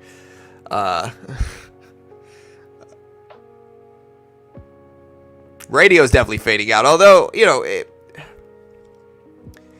it's too easy to watch things online, right? And the real future is, you know, what a lot of people praise my stream for. Right, a lot of people say, hey, John, you're really good because we don't have to actually watch you. We can just listen to you in the car. We can listen to you when we're working. We can listen to you do this stuff. And you give really good, smooth updates on everything. Because I'm the top 3 greatest of all time ever in the world right now. But no, my point is, to end the sarcasm for a second, a lot of people watch me for that reason. Because you can watch me live as a video stream. Or you could just listen to me and you're gonna keep up with markets to a certain extent. And so I think that's the future as well. Something in that, like, kind of like podcasts that you can watch or listen to, but content in general like that, where it's going to be, you can do both.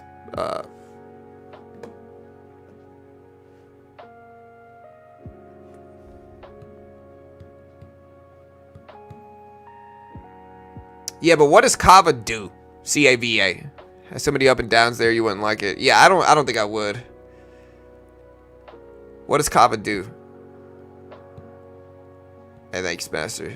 Yeah, for sure. A lot of people listen while driving. I've had a lot of people tell me that. They're like, hey, you know, we get a lot of lurkers here. If you don't know what lurking means, lurking means that you watch the stream regularly, but you never say anything, which is all right. I love my lurkers here. We appreciate you guys. I know a lot of you guys watch the stream, and we got 800 plus people here watching right now. And definitely they're not all talking. So we appreciate you guys at home. I'm talking to you right now. You're sitting at home like, man, he's talking to me. I am talking to you. I appreciate you guys. Thank you. Anyways, yeah, Jerome Powell, Jackson Hole event.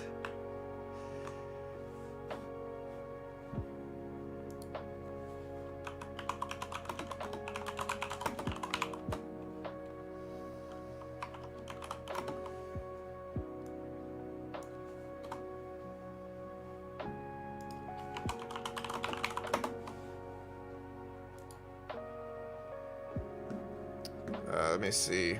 Jerome Powell. Sorry, we got to retitle this here.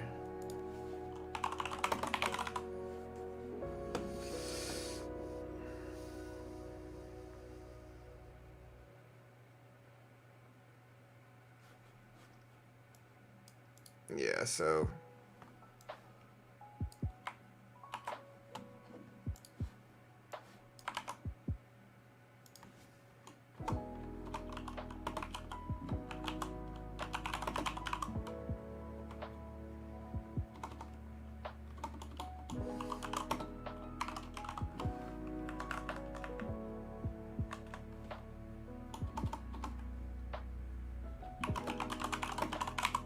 all right.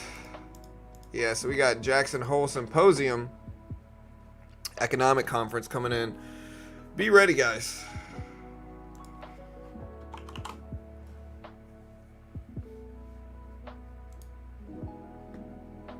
Massive day today. I'm going to get everything ready here, so bear with me.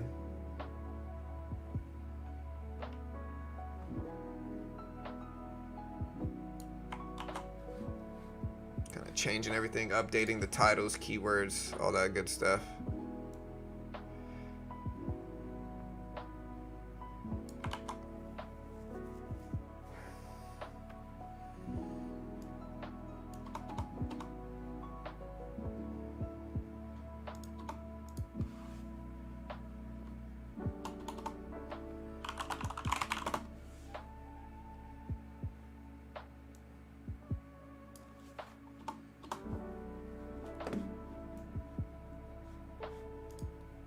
Yeah, so again, market did look, again, guys, I'm not going to say I told you so, but what did I say? I say choppy, sideways, neutral behavior. We made some money doing it too. And like, again, people can say whatever they want about me, right? Like people, like you get people that are insecure that get mad about me being the top 3 greatest of all time ever in the world. And, you know, they lash out on stream sometimes. One thing, you know, I'm going to toot my own horn here for a second. I'm pretty accurate with this type of stuff. You know, I'm not the most accurate, you know, I'm probably somewhere in the top 3, but we said we get choppy behavior, we got choppy behavior. And again, this is very predictable. I'll say this once, I'll say it again. People always chase excitement and gambling nature in trading. Like they want to ride these big, exciting breakouts and breakdowns and flushes and runs and all this crazy, exciting stuff. Profitable trading a lot of the time is boring. Right? And so it's much easier and much, I would say, more predictable to target sideways action. You know, it's very predictable to wait for some type of big economic event like Jackson Hole or Nvidia earnings next week and get choppy behavior for the hour or 2 leading up to that. It's incredibly predictable. And so why chase crazy volatility when you could have a crazy good edge just buying these little dips at the bottom of the range, betting on choppy behavior? That makes the most sense to me. It's kind of contrarian to what a lot of traders do, where they're trying to trace crazy high breakouts and all this stuff, but it freaking works. It works. It's not going to work every time. I can't guarantee anything. You know, test it yourself, figure it out yourself. Always trade small enough to where you're not risking a lot, but I think it's incredibly predictable. And I think if there is a big edge, that's my favorite one recently, is that. So, yeah.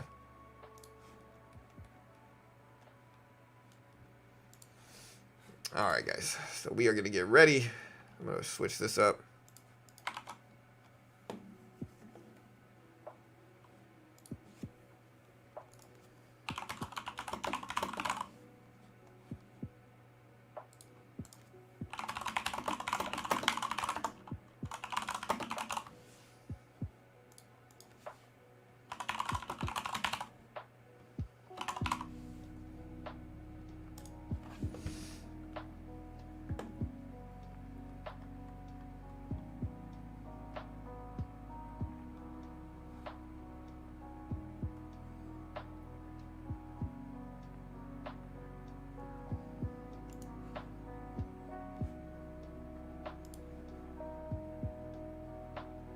All right, guys. So, yeah, we got the speech coming out completely live.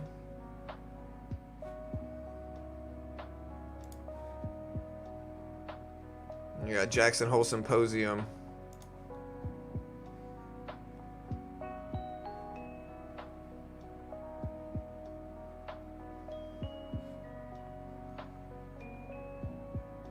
We got federal. There we go.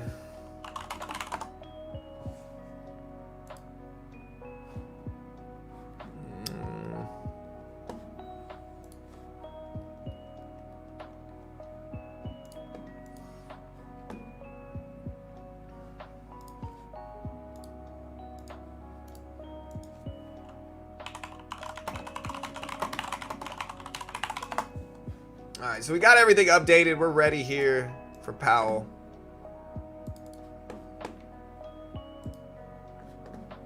Very choppy behavior.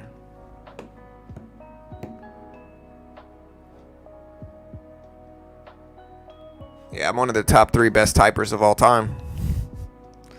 You think markets goes up or down today? It depends on what Powell says. My guess is that Powell's dovish. I think Powell's going to push loose monetary policy stance, rate cuts next month.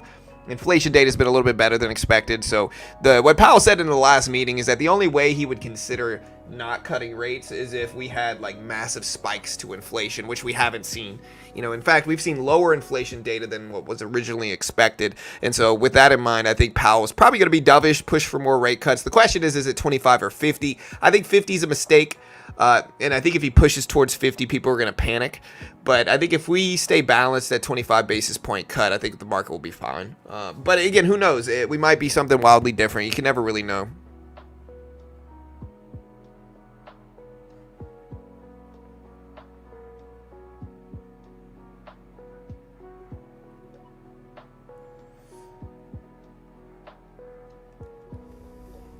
Yeah, hit that sub button, guys. Hit the notification bell. We appreciate it. We got an hour and 15 minutes left. Again, a massive report today.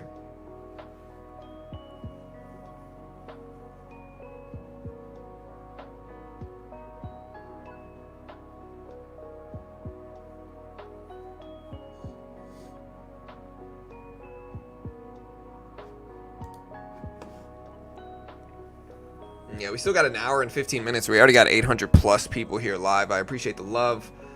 Hey, thanks so much, chat. We're getting there. Hey, I think we'll probably break 145,000 subscribers today. I really do. I think we'll probably break it. I'm also going to throw it in sub-only mode on the heels of this. Just because, you know, I really love us to break 145K. I really like 150K is where I'm looking. I'm looking for 150. I think by the time we end the year, we'll be at close to 200, you know. But, yeah.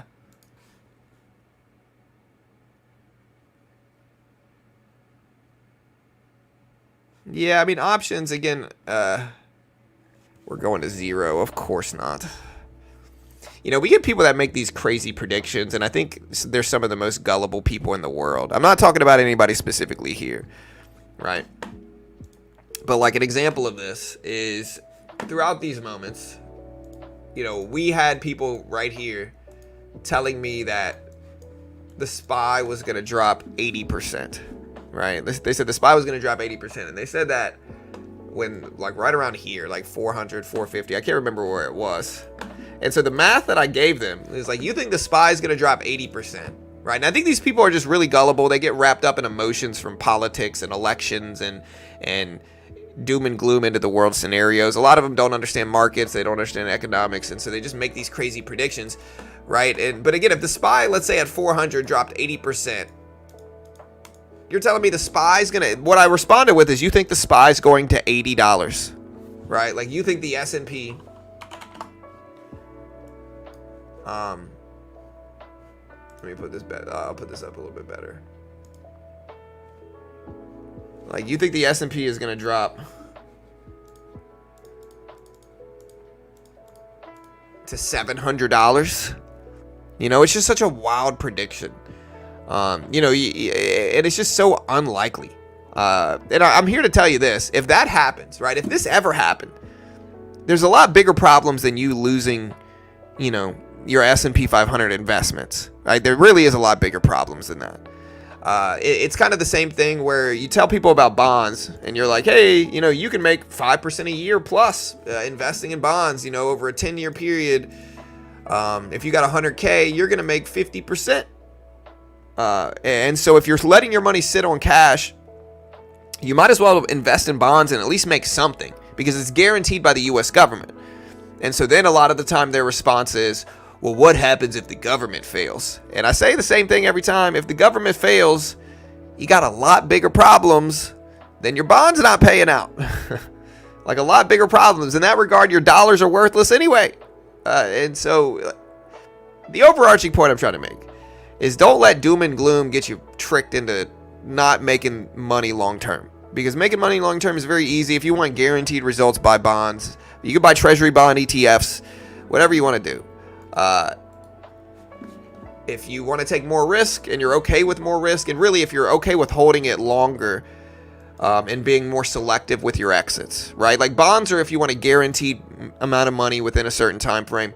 The S&P 500 and the NASDAQ are for if you want to be selective with your exits. You know, because if you're selective with your exits on the S&P and you've got time, this is the biggest edge play in markets. It's just buying the S&P, the NASDAQ. You know, you can buy real estate if you want. You're going to make 10% roughly on average not every year, but on average each year.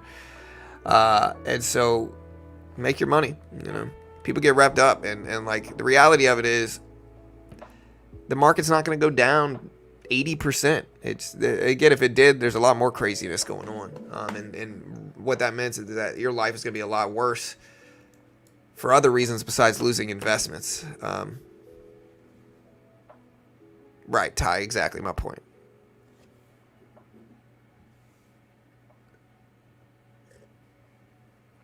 But again, I think people get really wrapped up in it. I think this has been going on for a century plus now.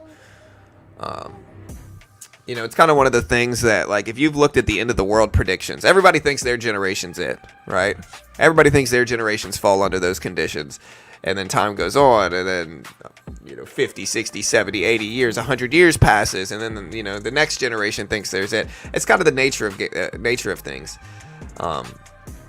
You know, and really when we're looking at things in terms of like how good or bad things are, how crazy the world is, the world was a lot crazier, you know, 100 years ago. Very clearly crazier 100 years ago than it is now.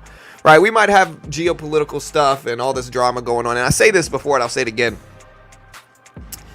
The only main difference between now and 100 years ago is that now we've got 24/7 news coverage and cameras that show you all the craziness, all, you know, throughout the world, and you can see it now.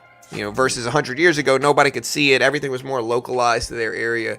It's just there's differences. So don't spend your whole life worrying about the world ending and you know, enjoy it.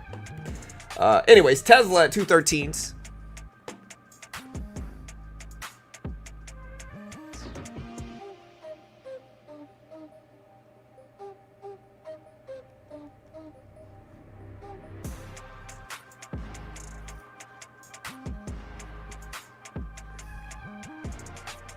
Yeah, but what's the average income for a pawn shop pawn?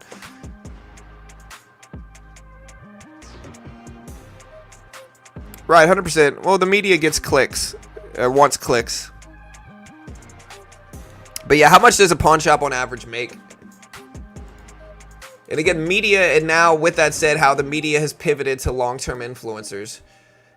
Right, or to influencers and live streaming. That's the new media, right? So what do? They do the same thing the old media did. They say, hey, the market's going to crash. It's the end of the world. Watch out, guys. It's the end of the world. Click on my video, please. That's basically what they're saying. And then when somebody like me is like, hey, the market's probably not going to crash. You know, they get mad at it because they know it's the truth.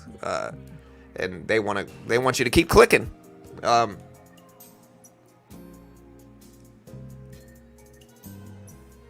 TLT, long-term bonds, what is that? 20-year bonds, right? Yeah, 20-year plus. Year treasury bond ETF. Yeah, I mean, it's spiking up today.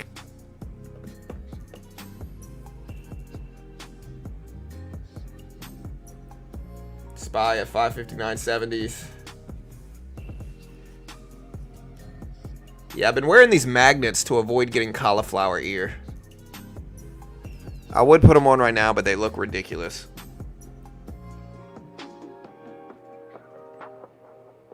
I can feel it, though. It hurts. My ear hurts.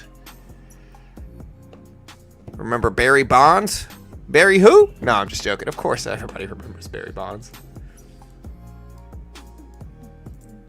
You know? You guys remember Tom Brady? You know?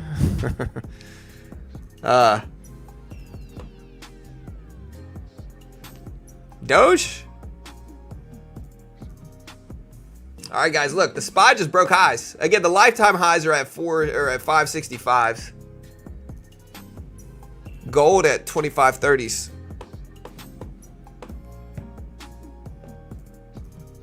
Yeah, but how much do pawn shops make? Like I said, like genuinely make. I guess it depends on where you live, but I've thought about opening up one. And I've always been kind of a thrifter anyway, you know?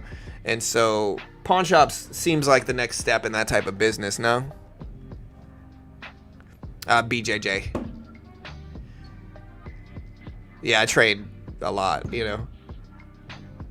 And I can feel my ears hurting, man. I feel my ears. I was asking some of my training partners, and they said that they can see the early stages of it.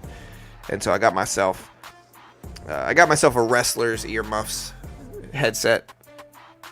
I'm gonna have to use that when I train now.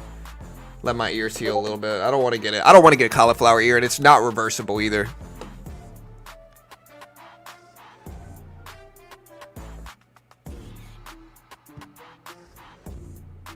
Yeah, I think we should pause for, you know, and avoid pain too, but who knows? I think we should pause as well, I mean, and let things chill and not force it.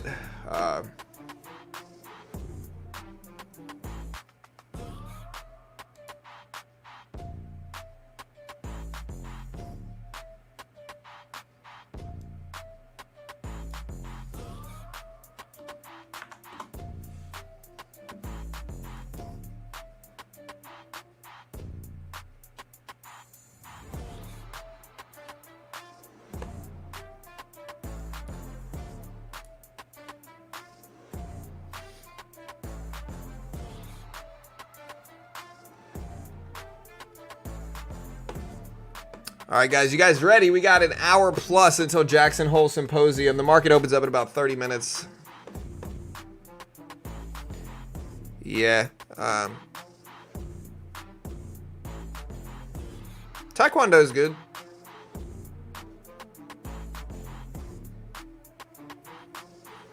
Yeah, so Taekwondo is good. Like I like a lot of martial arts. I'm a big martial arts nerd. Palantir? I know Palantir's had crazy gains. Like Palantir's yearly chart's interesting. So here's 2024. So very big gains. Up almost 100% this year. So, or over 100% actually, I'm sorry. Yeah, over 100%. Never mind. Not quite. Let me see. When did it start the year? Yeah, not quite. But close to 100%. It's up like 80% this year.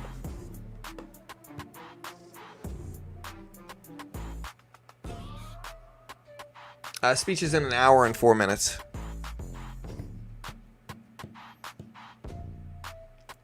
Yeah, I think there's a lot of fugazi martial arts. I really do. I think, like growing up, I always trained karate and judo, which are some of the most legit martial arts. Like karate's legit, as long as it's like the right form.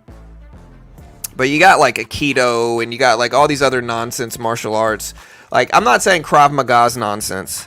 But a lot of Krav Maga is basically, like, Krav Maga is good, but it's also kind of obvious. Like, oh, grab that chair and hit him with it. You know what I mean? Like, duh, you know? I don't think you need training for that. But some of the stuff they teach in Krav is good, too. Same thing with, like, Aikido is completely useless for the most part.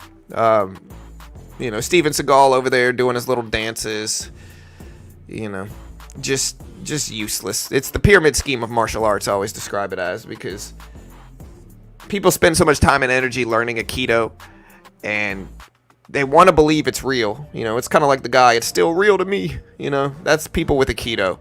It's just nonsense. Doesn't do anything.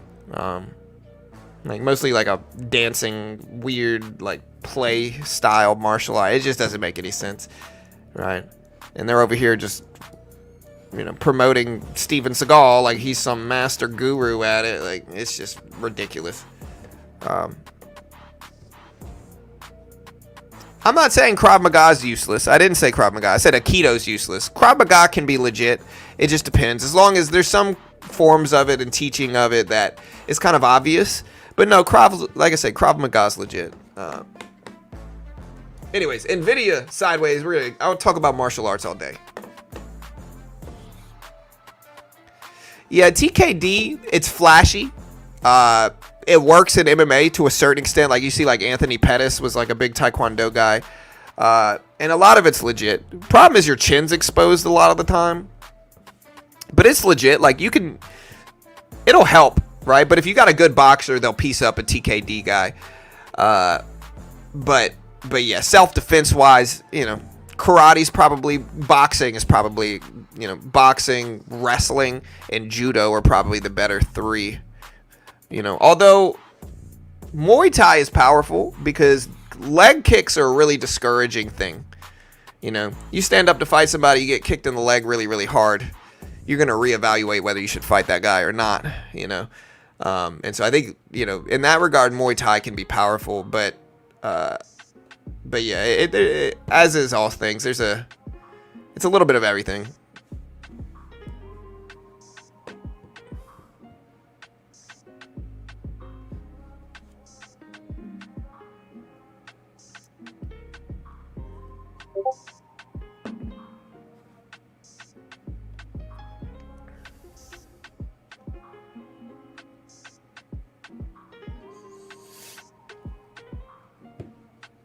My guess, Dave, is that you've trained Aikido, bro. Aikido is not anywhere close to as effective as the others, brother. And again, my guess is you're one of those guys that have trained Aikido your whole life, and now you want to believe it's still real to you, And that's all right. Maybe I'm wrong. There's a lot of examples of people using Aikido online and just getting binged up when they had to actually fight. It's a show martial art. It's not meant for self-defense or fighting. It's just not. And again, it's mostly nonsense,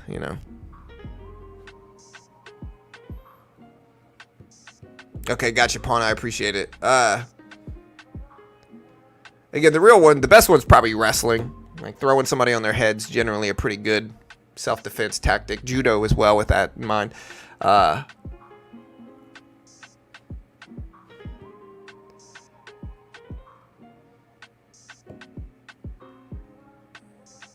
Really good boxer will do damage to most people unless they fight a wrestler. That's what I'm saying. Like, I think a good mix of wrestling. You don't even need to know BJJ. I would say wrestling and striking. I don't know. I'm gonna go with leg kicks being more effective because boxers really kind of stand on their legs heavy, and I don't know.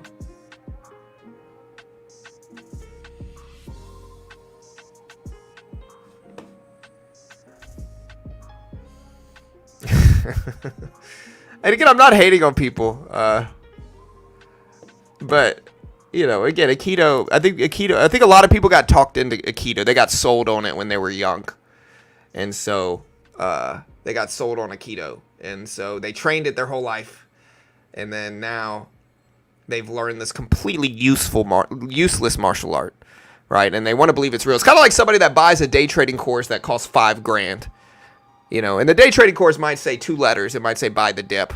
They're going to still try to convince themselves that $5,000 was justifiable to spend on that course, right? Best course ever. Greatest course ever of all time. Kind of the same concept there, Confirmation bias. People want to believe that their time and Aikido, as well as their money spent on nonsense day trading courses, are useful. Most of the time it's not. And I think that's a really hard thing for a lot of people to accept. I think a lot of people get wrapped up in it and refuse to look at it objectively, and Tesla's starting to pop up a little bit. SPY finally broke out of this range. Part of me wants to short it. A little bit too late to short, I guess. What was that?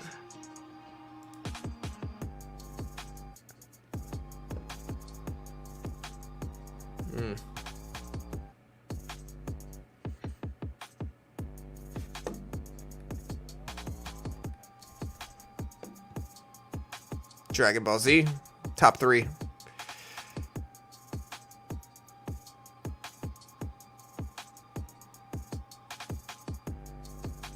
Yeah, again, I'm worried. My ears are at the early stages of cauliflower ear. I really don't want cauliflower ear either. But like, I could feel my ears hurting. You know, I put magnets on them yesterday, and I'm just gonna have to wear magnets a lot of the time. It's the price I pay to be a spazzy white belt.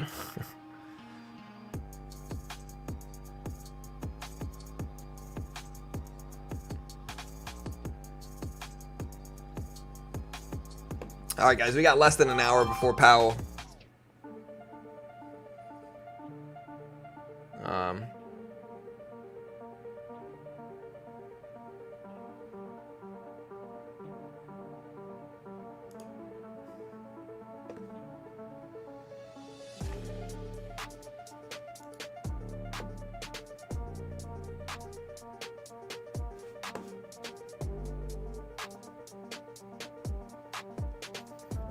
Yeah, I'm kind of keeping it pretty tight today. I'm not really... I'm shorting a little bit on Top Step right now on my challenge account here. I lost a little bit, it looks like, but I got 3 contracts now short. And we're just hoping to get choppy behavior, but it looks like I'm just getting punished here, which is fine. We'll cover it and come back to this. So we're still up 1,200 or 1,100 something on this.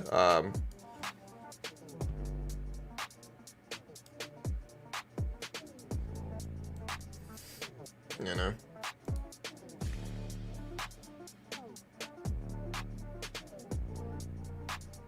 See if the market slows down a little bit now.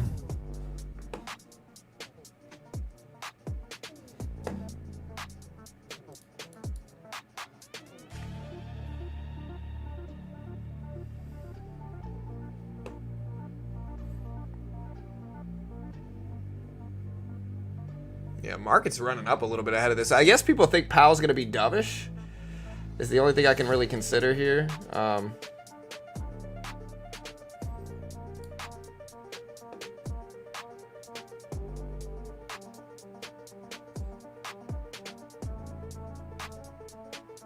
Yeah, we popped up a lot, though. Let's see if we start to correct. Nvidia is still trying to fight its way up.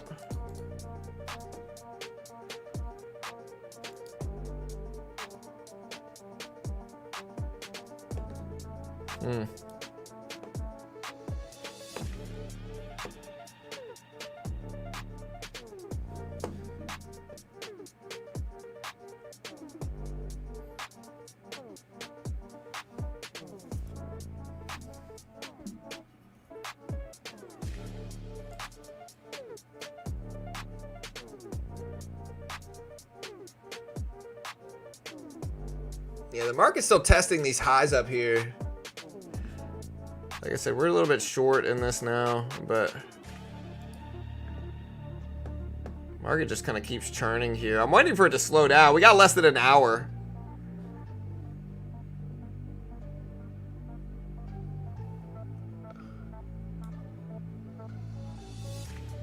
I think a lot of this is driven by like Nvidia here.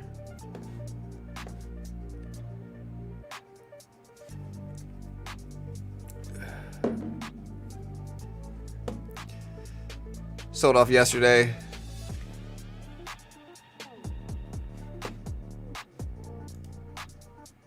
All right, so market has pumped up a lot short term, like a lot. Yeah, I'm gonna pivot to more of a stance if I start small and then try to get into the green, and then if I get into the green, then I add to it so that my risk is limited. I think it's the move right now.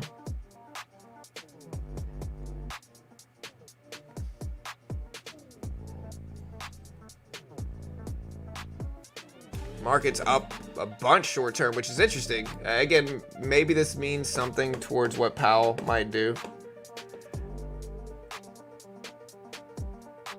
Powell, I'm guessing Powell's going to be dovish, loose monetary policy stance instead of restrictive. They're probably going to cut rates in September, and I think Powell's going to kind of ease into that today with his stance and tone. You know.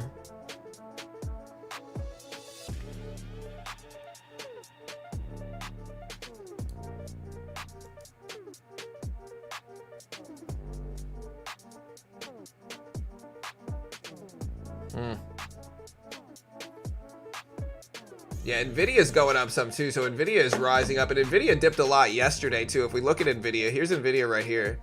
Nvidia dipped a bunch yesterday. So again, let's get ready. Powell in about 51 minutes. We're also going to be trading the opening bell completely live like we always do, so stick around. Again, Nvidia is what's running up leading into the open. So Nvidia has been kind of choppy today, but it's starting to test the top of the range and push.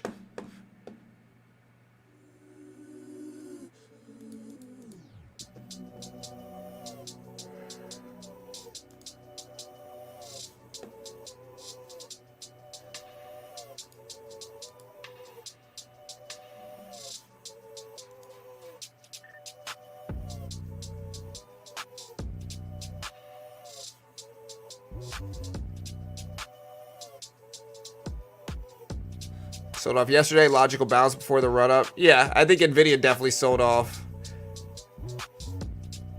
Yeah, I think Michael White would probably beat him. He definitely beat up me.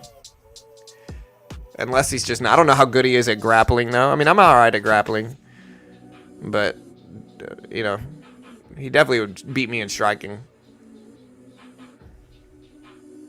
Can you call Powell to give a dovish speech later? Yeah.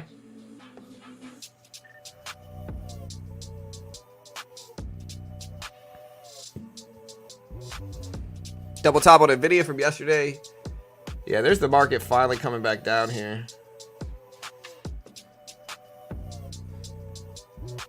Took a little while.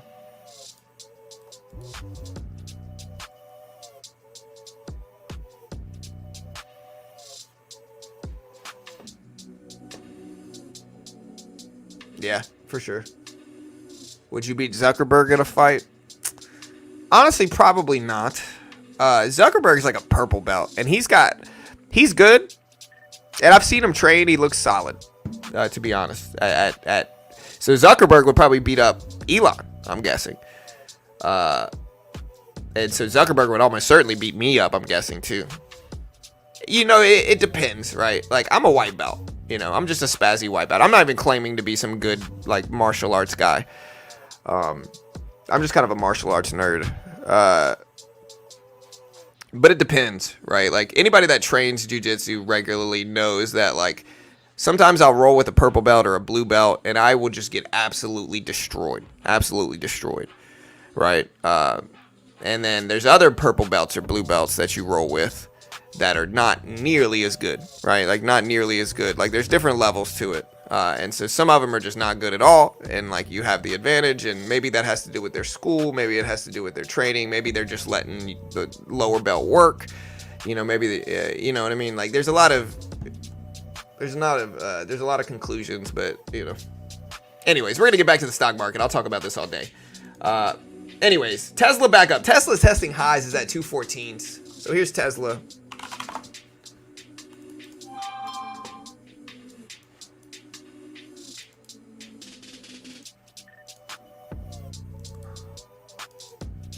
There's Tesla.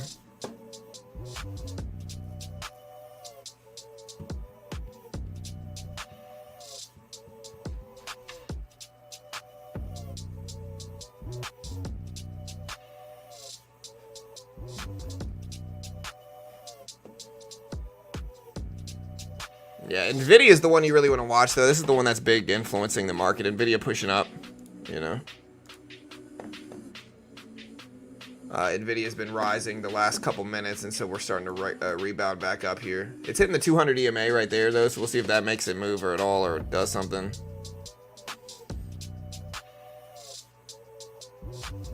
Man, it's kind of surprising how much the market has pumped up this much.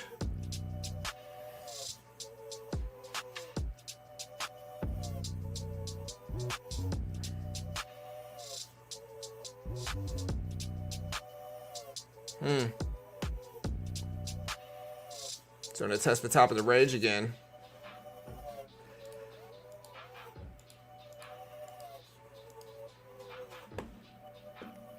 What's your vibe on the dollar index? I think the dollar index has done okay lately, right? Or it felt it, you know, the dollar index is so sensationalized, but it dropped a lot. Some people were saying it was crashing. So a lot of people were saying this is the dollar index crashing. I don't know. We bounced back the last few days. This is almost necessary. Like when you look at the Dixie here over a long-term chart, it kind of cuts a lot of the noise out, and you can kind of see we're just mostly neutral. Like the dollar index has been neutral all of 2023, basically. So like all of this year, it's basically been completely sideways and flat on a long, like this is a daily chart. So this is over the last year in 2023, 2024. 2023, it fell a lot. But it makes sense that it fell. Like the dollar index is pretty predictable long term because of this, right? So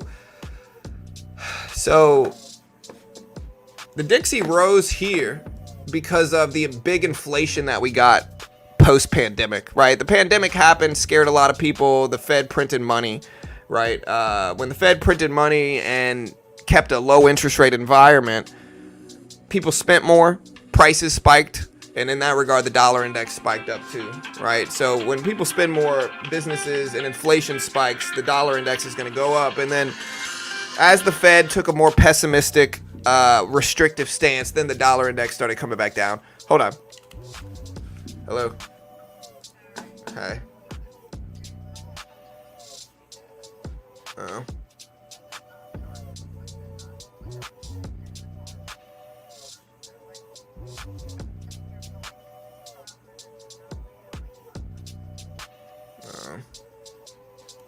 I'm sorry, baby.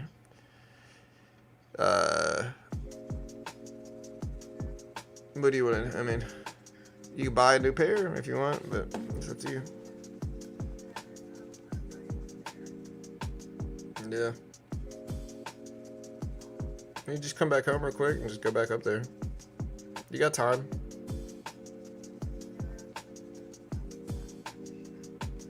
Well, you can come home and do that and then get your headphones and then go. I got Jackson Hole I got to cover, so. But I love you, alright? Alright, love you, bye. Alright. Alright, sorry. Yeah, so anyways, after 2022, the Fed pivoted to a more restrictive monetary policy stance, right? And so then the dollar starts to fall, and people sensationalize it either way, right? When the dollar's running up, they say it's the end of the world, inflation, and the dollar is spiking. When the dollar starts to come back down, and this is mostly, again, in consequence to the Fed maintaining a restrictive monetary policy stance, intentionally trying to push everything down to reduce inflation. And so I don't, the dollar index is kind of just doing business at normal. The reactions that we've gotten from the Fed decisions have not been surprising. Yeah. Like I got to get off the phone. I love you, but I got to get off the phone. I'm sorry. I always learn. It's always better. This is what I teach my kids, right? I teach my kids. I teach my wife this too. And really my household is that if you got to tell somebody something, it's always better to wrap it in kindness, Now, telling my wife I gotta go is not the best example, but like an example of it is if you're trying to have a hard conversation. I was talking to somebody who was dealing with stuff going on with their mom, right? Like their mom was giving them problems. Their mom's kind of toxic. They've got BPD, right? This isn't somebody that, is super related to me or anything like that. But this person's mom has BPD, like borderline personality disorder. And so what that means is like that person will almost never admit they're wrong. They will refuse to admit they're wrong. If they don't like you, they will basically like refuse to admit they're wrong. They'll never apologize. They'll never admit any fault whatsoever. And everything's an attack on them, right? Is what they feel like, right? And so I try to teach this person, hey, the only way you can really deal with this is you got to kill it with kindness first. You got to say, hey, I love you so much. You're the greatest mom ever. I really appreciate everything you've done for me. But can you stop doing this? Right? And that's the only way to really do it. Outside of that, if you don't, they're still probably going to react negatively, but it might help you get that thought process or get that concept across to them. Like, hey, you got to stop doing this. Kill them with kindness first. That's the way.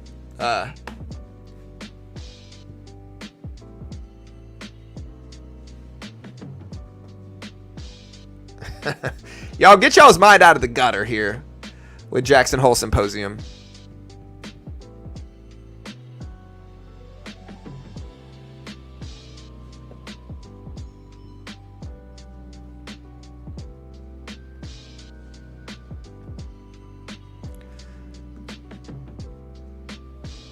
Yeah, for sure. Yeah, I mean, it's tough, man, you know.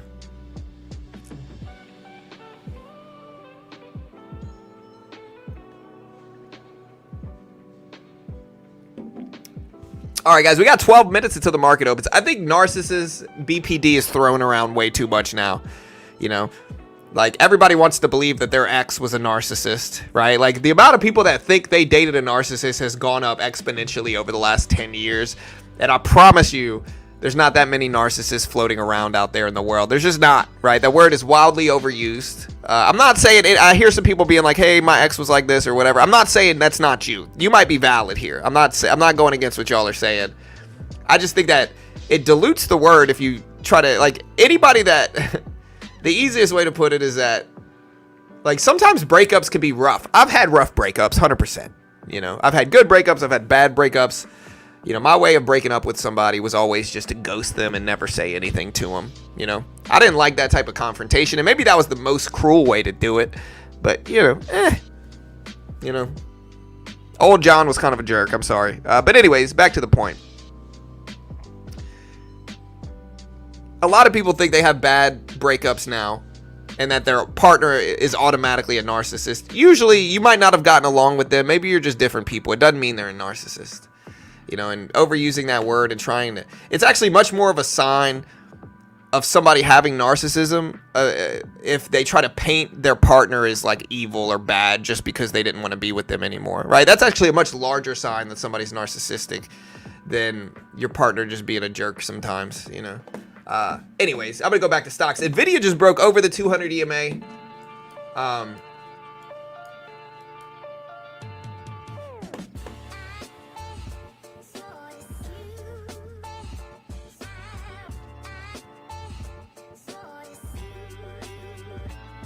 right, so we finally got a pretty big dip. We're coming back down. Again, Nvidia over the 200 EMA, over the 200 exponential.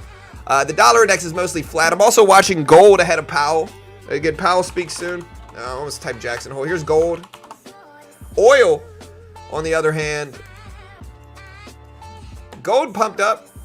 Where's lifetime highs for gold? Gold is at close to the lifetime highs. The lifetime highs are 25.70. It's at 25.37. So we still got a ways for gold, but gold has had a pretty big rise over the last couple minutes.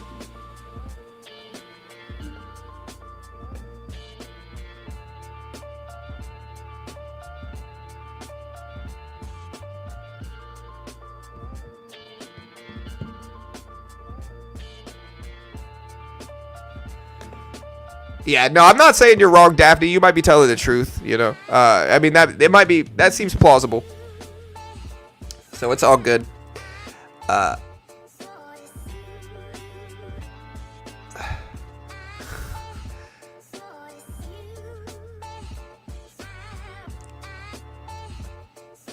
Jerome Powell. Will he be dovish or hawkish, guys? Looking at our poll here. So we're doing a poll right now. The poll states... Oh, wait, that's the wrong one. The poll states 67% think he's going to be dovish. I generally think he's going to be dovish as well here.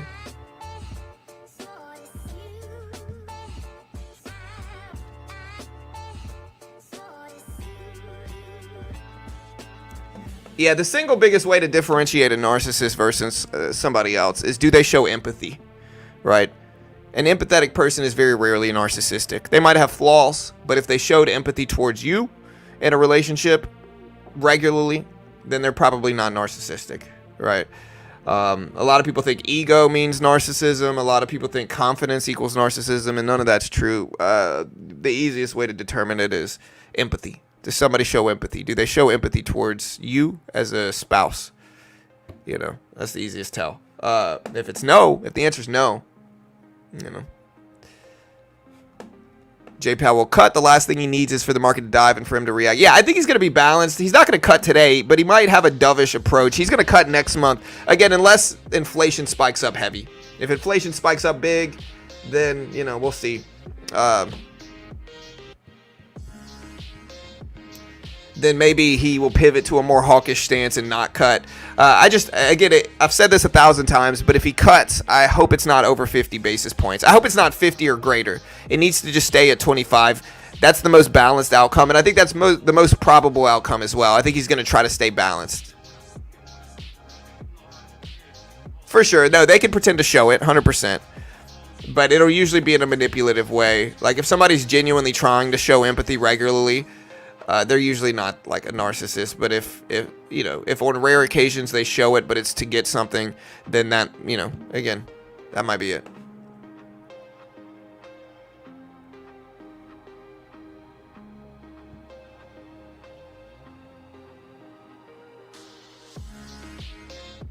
J. Powell cut, yeah. Last thing is for the market to dive and for him to react in an emergency cut. Yeah, an emergency cut would just scare people a bunch. How long should the speech last? I would say it's going to be 20 minutes or so, 20, 25 minutes.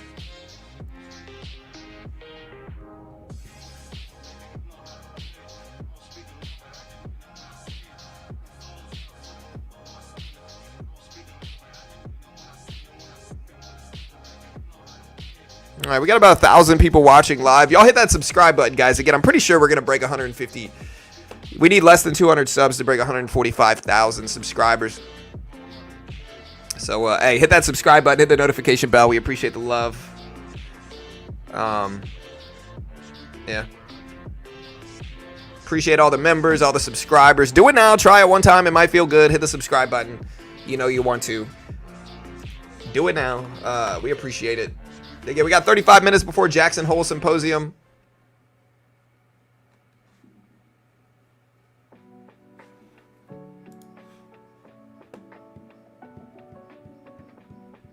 Powell always destroys the market when he speaks. Not always. I mean, it varies, right? It depends on what's going on in the economy and markets.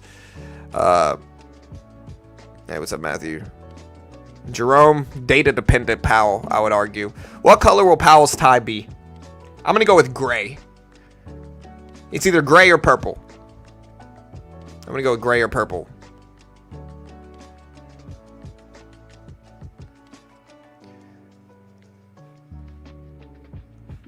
All right, guys. I'm waiting for the opening bell to trade. And then I'm probably just going to look for a balanced trading strategy. Blue? Maybe. I got the last two tie colors right. We'll see if we get it right again. Honestly, I don't think I'm going to get it right this time. That's my prediction. I'm not going to get the tie right.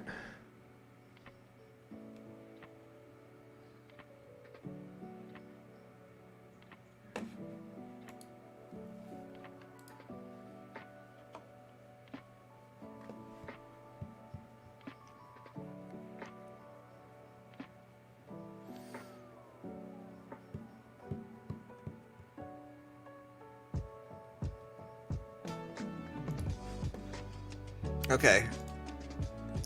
Woosah, bro. I asked one thing. You don't have to say 1,000 times. Burgundy? Like Ron Burgundy?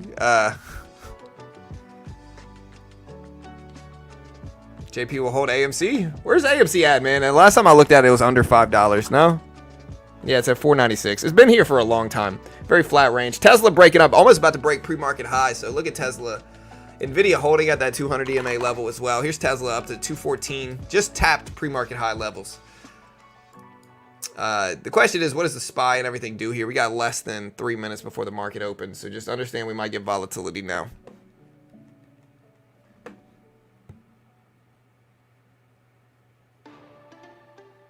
It's definitely not going to be green, I think.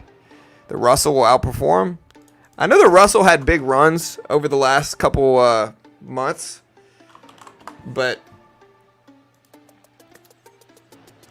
I see it dipped a lot on the carry trade disaster. Made it dump a lot a couple weeks ago. It's bounced back some, though. It's still pretty green on the year, I think. Actually, yeah, it's still green on the year.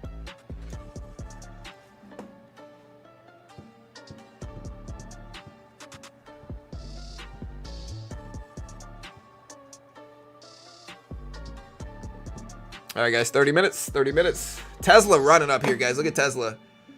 Again, SPY falling a little bit. Tesla up to 214s.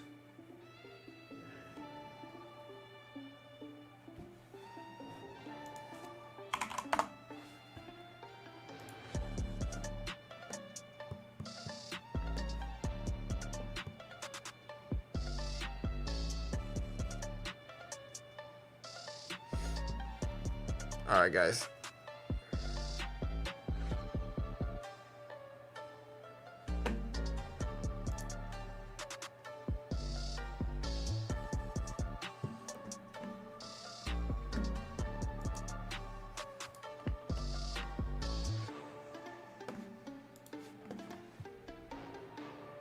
Daddy Powell, Big Papa Powell. Yeah, we already know.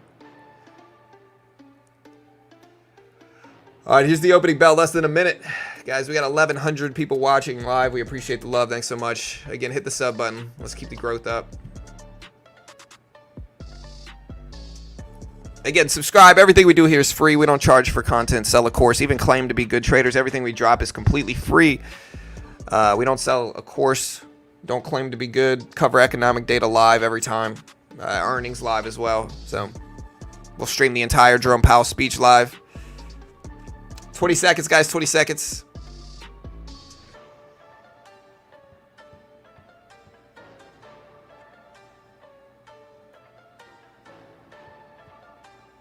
All right, here's the opening bell. Good luck, guys. Tesla up a lot ahead of the open. SPY hitting the volume weighted average price, though. All right, there's the market open, guys. NVIDIA pumping up. It's at 126. Rejecting a little bit. Tesla moving up to 215s. Still going, breaking over pre-market highs. SPY dipped and then retraced. Tesla went up and then retraced. NVIDIA's kind of flat. Let me put a 1-minute chart up.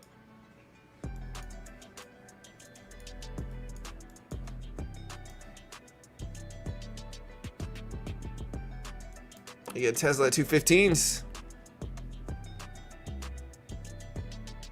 Hey, thank you, Romario. Appreciate it, man.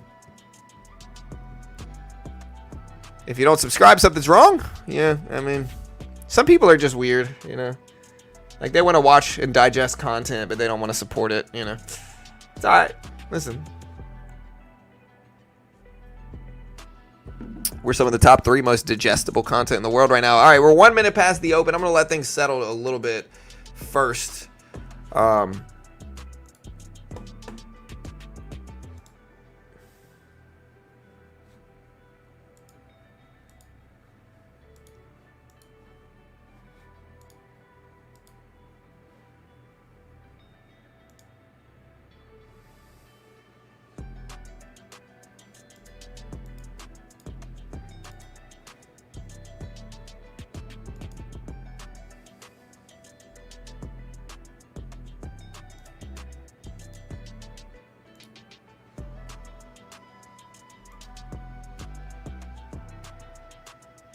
So we started to get a bounce, and then we're starting to get some pullbacks here.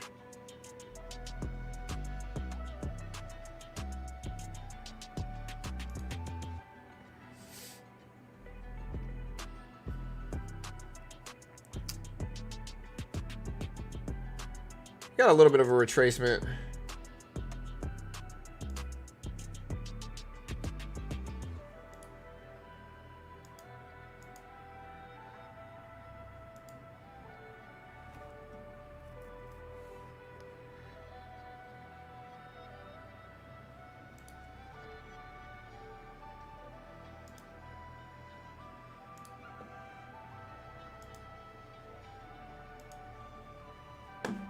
All right, so we're in another challenge account here.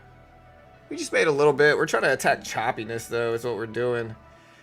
I don't know what the market's going to give us, so we're going to start entering.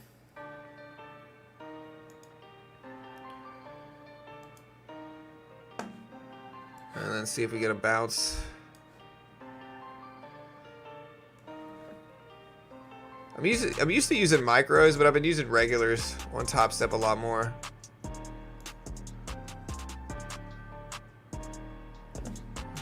Throw this trade up. Still moving up. We got 1 contract left. We'll add to this.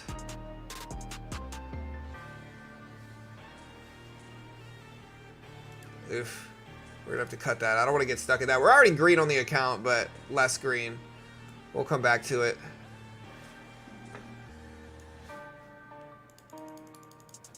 Okay, Jackson Hole starts in about 26 minutes, guys. 26 minutes. Be ready.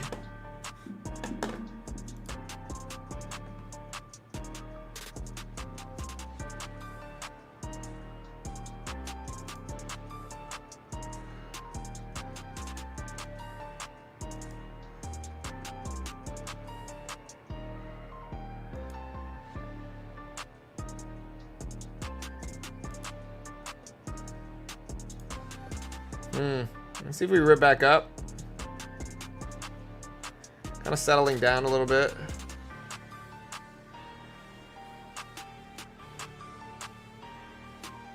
A lot of apprehension, I would say, today, guys. A lot of apprehension.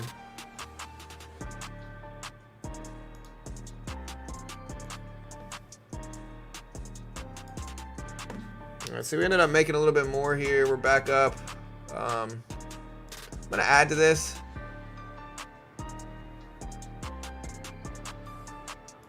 Take a little bit off there. Try to grind this up some more. We're gonna go ahead and cut it. So we made a little bit, but going back and forth.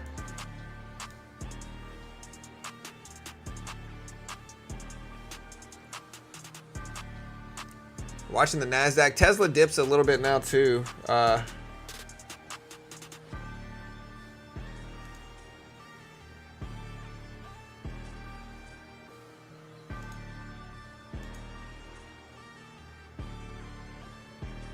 So we are scalping this account. So we're up about 327 here. Still growing it. Nvidia breaking highs and dragging everything right back up. We did get a choppy nature today. It's a big range, but choppy. As we thought. We still got 25 minutes left. I think in September we cut, depending on what Powell says today, though.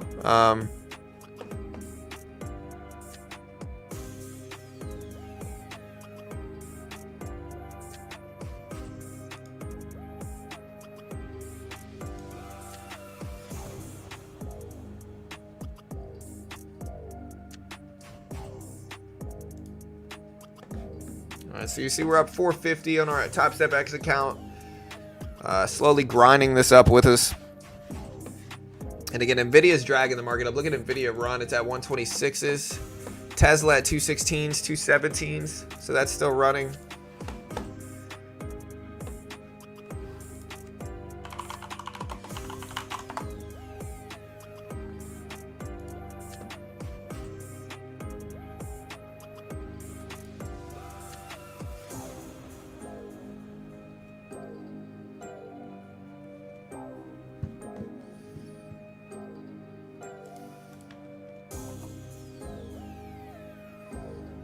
Big rebound in the SPY and the NASDAQ and the Q. Tesla, Nvidia. Nvidia dipped a lot yesterday, so just in terms of balance, it's moving up today. So we're just sitting tight waiting here.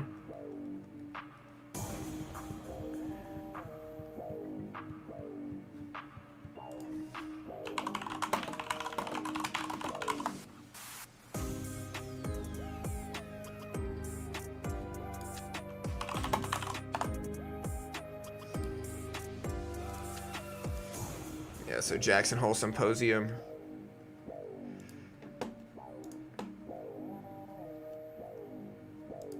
Remember now, Jackson Hole is going to be by the Kansas City Fed today.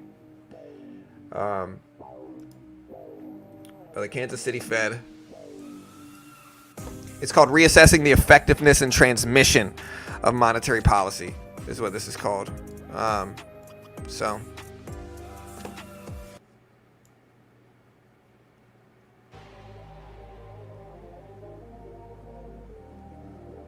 We'll watch this very closely. Nvidia's like running up big here, guys. So Nvidia's actually moving up a lot. The NASDAQ hasn't really followed suit as much.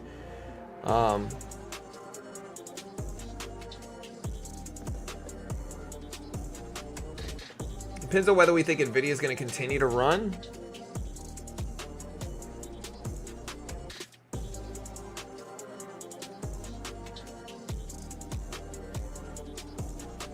tend to think we're going to get choppiness, but NVIDIA's pumping up. Look at that, guys. NVIDIA just broke highs. Up to 126.80s here, guys. So NVIDIA just broke highs.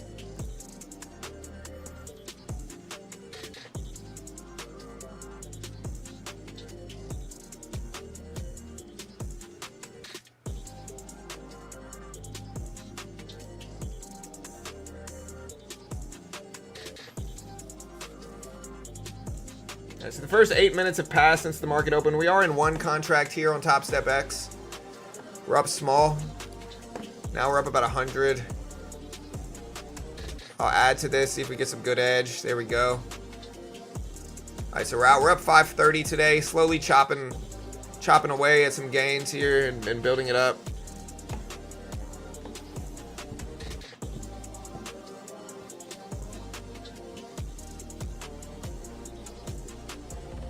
All right, guys, we got 20 minutes left. 20 minutes left.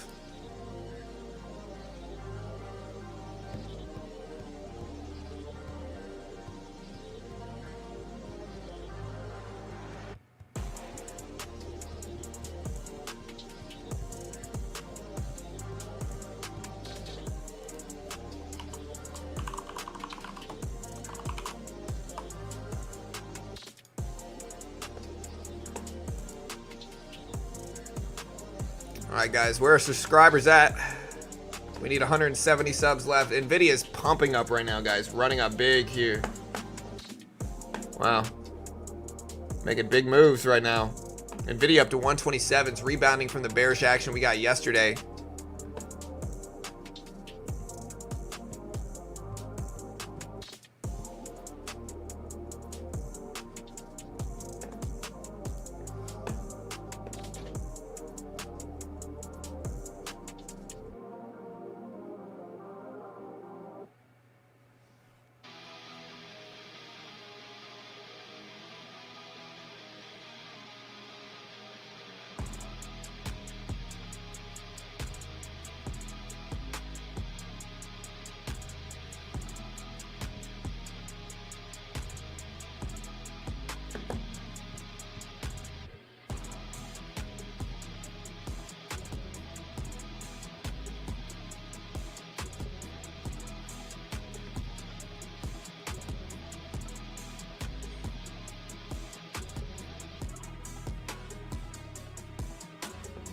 Interesting. All right, guys, so we're up to 127 on NVIDIA, 127. Still pumping up. NVIDIA, fun fact, guys, has not had a red candle in the last 7 minutes. Except for, like, it's had 7 green candles in a row, dragging the market up a lot. Here, this song's a little bit too loud. I like it, but it's too loud for the stream.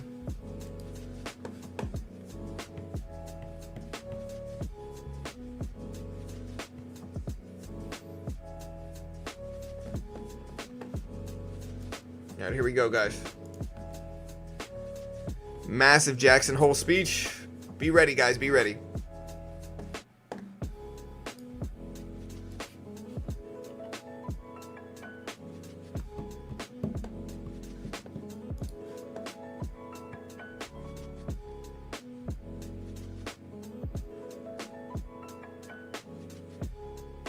Because the reason Jackson Hole is significant is because right now we're on the heels of a rate cut. Rate cuts are big. They're important. Rate cut sentiment is big and important. I don't think we should cut rates personally, but it doesn't mean we're not going to. We're going to cut rates next month unless inflation spikes. And with that said, it's really important to gauge Powell's sentiment, what he thinks right now leading into this event. It's really important to gauge what his stance is, because that influences the economy. If the Federal Reserve starts to get more loose with monetary policy, what that means in general for people is that in the next year or two, interest rates are going to start going down. The economy is going to get stimulated a little bit more. Now, I don't think he's going to print money and do quantitative easing or anything like that, but I think he's going to come out loose monetary policy, dovish monetary policy stance, right? And I think that as long as it's just 25 BP cut, I think that's fine. I think if he starts to push higher than that, then that gets really, really, really risky. And it's unnecessary. I think we need to just keep things in line, keep it balanced. If we're going to cut, make it small cut, ease into cuts, not do drastic panic inducing cuts. And so that's my stance on it. Jackson Hole is a like a retreat area, like a hunting retreat area in Missouri, I believe, right?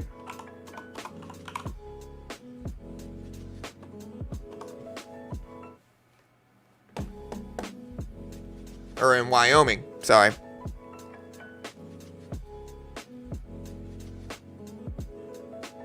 Again, massive speech today. Massive speech. We're ready. We already got the player ready. We're sitting here waiting for it to start. We got 10 minutes. We got the countdown timer on the middle of the screen here. Market is flat since the opening bell and really flat overall. So we were absolutely correct about that. Even though Nvidia is kind of running up, I'm surprised the NASDAQ and the SPY aren't stronger based off of everything, because Nvidia has actually had a really strong rebound. The rest of the market's mostly sideways and choppy. Not really any big like range breaks or anything like that. We went up big and down big. So I think we're big range with volatility leading into it, but I still think we're pretty flat in terms of trend.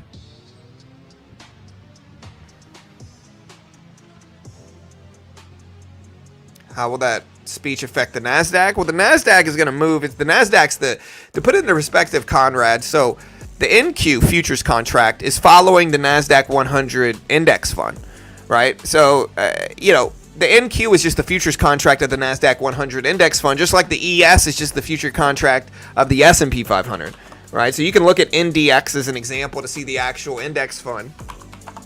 Like here's NDX. The futures contract will just be open 24 or almost 24/7, so you'll be able to see it in extended hours trading. But again, the NDX is flat as we thought it would be. But with that said, a broad market index fund like the NASDAQ is going to be heavily influenced by what Powell says. We don't know what it's going to be. We don't know what Powell's stance is going to be, what his tone's going to be like, if he's hawkish, dovish, really restrictive, really bullish, bearish, whatever. We don't know. So we can only react to it, and we can try to predict it. I think he's going to be dovish, loose monetary policy, less restrictive, because, it's an election year, and, everybody's going to be kind of pushing for rate cuts and loose monetary policy stance. But it doesn't mean that's what he's going to be. It's just the most probable thing, I think.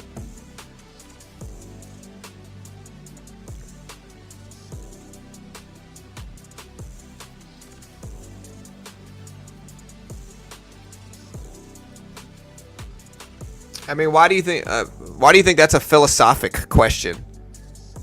Tyrannosaurus guy. Why do you think it's philosophic? Do you think there's a significant difference for borrowers when there's 25 versus a 50 rate cut? I mean, of course there is. Like when we're talking about cuts, we're talking about interest rates. So like cutting interest rates, like bringing interest rates down more than expected. There's a lag. It takes time. These are short-term interest rates. So short-term rates, it takes time for those short-term rates to trickle into long-term rates like mortgages and auto loans. But eventually it does happen. And so the larger cut now signals, number one, if you're a lender, more optimism, right? But also more potential inflation problems. In terms of actual borrowers, right, what a larger cut means is cheaper interest. Interest within a year is what you're generally going to get with a larger cut, right? A larger cut means you're bringing interest rates down more. So, of course, it impacts them. I mean, it's a magnified look at it. Like 25 versus 50 today is, you got to take it with a grain of salt, considering we still have a lot of time left in the year and we might continue to cut. And so it depends on how much they choose to cut overall is going to dictate how impactful 25 versus 50 basis point is, if that makes sense. But it's still going to influence borrowers for sure, because they're influencing interest rates. They're influencing, what kind of interest rate borrowers are going to pay.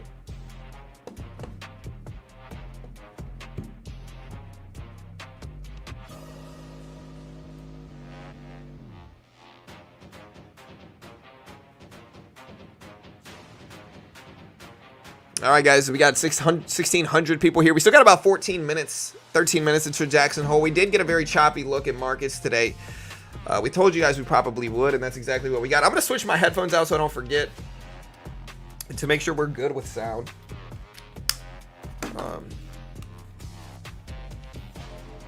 So we're going to switch out headphones now. Make sure you guys can hear everything smoothly here.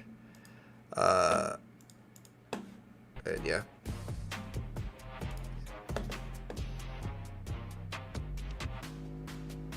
Oh, sorry.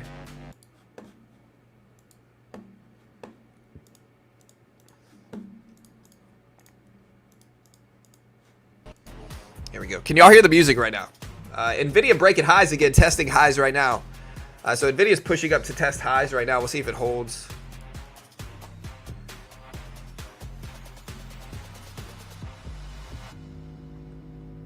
NVIDIA just broke highs, got up to 127.30.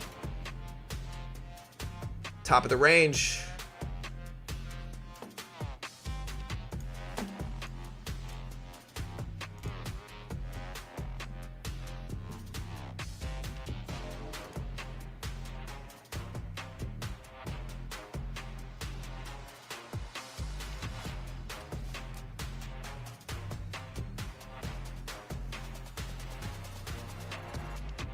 Yeah, so we're at the top of the range here, guys. I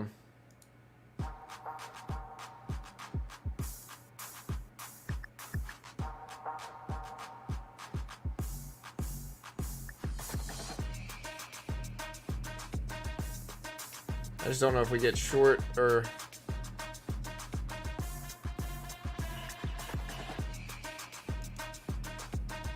All right, so we did get into a nice green trade. We already took a little bit of this off.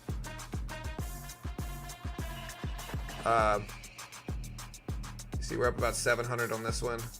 And this is a funded account program in futures. They give you a demo. They test your skill with a demo account first. If you pass the test with the demo, this is called Top Step X. If you pass the test with the demo, they fund you. If you fail, you only lose what you pay for it, which in this case is 49 bucks for the base one. Very cheap way to learn how to day trade. And in the futures market, you could day trade the S&P, the NASDAQ, currencies and Top Step gold to a certain extent, and there's no PDT rule, and the patterns are very similar to like Apple, Amazon patterns in day trading. There's just no PDT rule. You can use these funded account programs, and again, you're risking 50 bucks a month basically. So if you lose, you're only out 50 bucks a month. If you pass it, you get 50k in funding, 90% split. You got to make 3k in profit on the demo without losing 2k first. Teaches you how to trade, gives you much less risk, but you're still risking something. So it's a beautiful middle ground of pressure. And if you don't have that much money and you want to get started, you can get started. If you're good enough, you'll get funded and you can withdraw and make, you know, and then fund your own account. And they pay out tens of millions of dollars. They have some of the most favorable rules for funded accounts, and they've been around for 12 plus years. So if you want to check them out, they are an affiliate of mine. They pay me money. I'm biased because of it.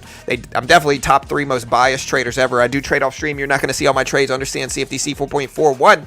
Hypothetical or simulated performance have limitations, guys. As always, hit the subscribe button. I appreciate the love. Thanks so much.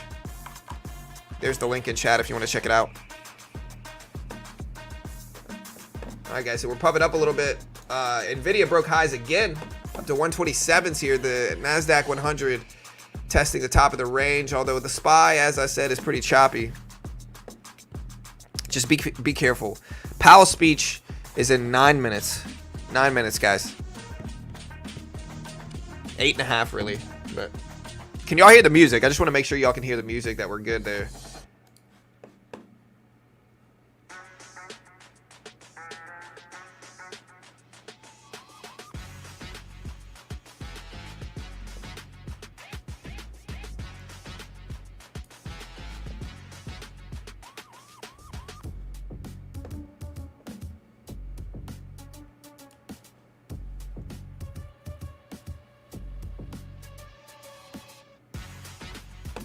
All right, guys.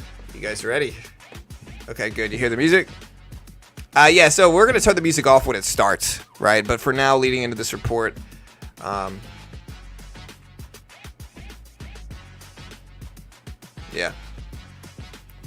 I can hear the music. A lot of people don't like the music. My bad here.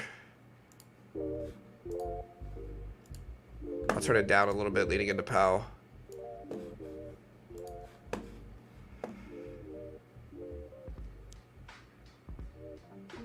Yeah, a lot of people talking about CAVA today, C-A-V-A. NVIDIA finally dipping down again. What do we get, guys? We got choppy behavior. I told you guys.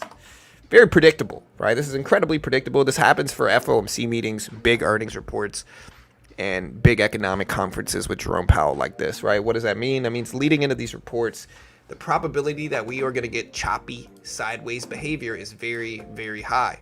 Again, we can see this reflected in major index funds is what I target the most with this strategy, right? We got basically rectangular action. What does that mean? means you can buy the bottom and sell the top really easily in these periods leading up to these. I'm not guaranteeing anything's going to work, but this is how you do it. Look, here's the NASDAQ 100, same concept. You buy it down here, you cover at the top of the range, and you bet on choppy, neutral, sideways activity. It makes perfect sense. A lot of people want to target breakouts and all the excitement and stuff. I think this has a bigger edge, to be honest, personally. All right, guys. We got 2,000 people live already. We only need 140 something subs to break 145K. Do it now. Subscribe, guys. We appreciate the love. Hit the sub button. Hit the notification bell. Let's keep the growth up.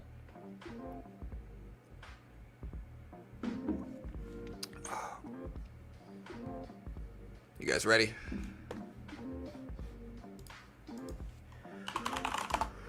Whew. All right.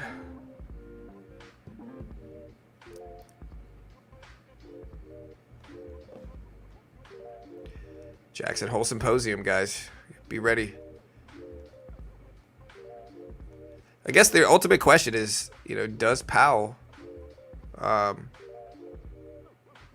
help or hurt the market right now? Does he help the market? Does the stock market run up? Does the stock market go down? Does he come out dovish and the market goes up? Does he come out dovish and the market goes down? Is it the opposite of that? Let me know what you guys think.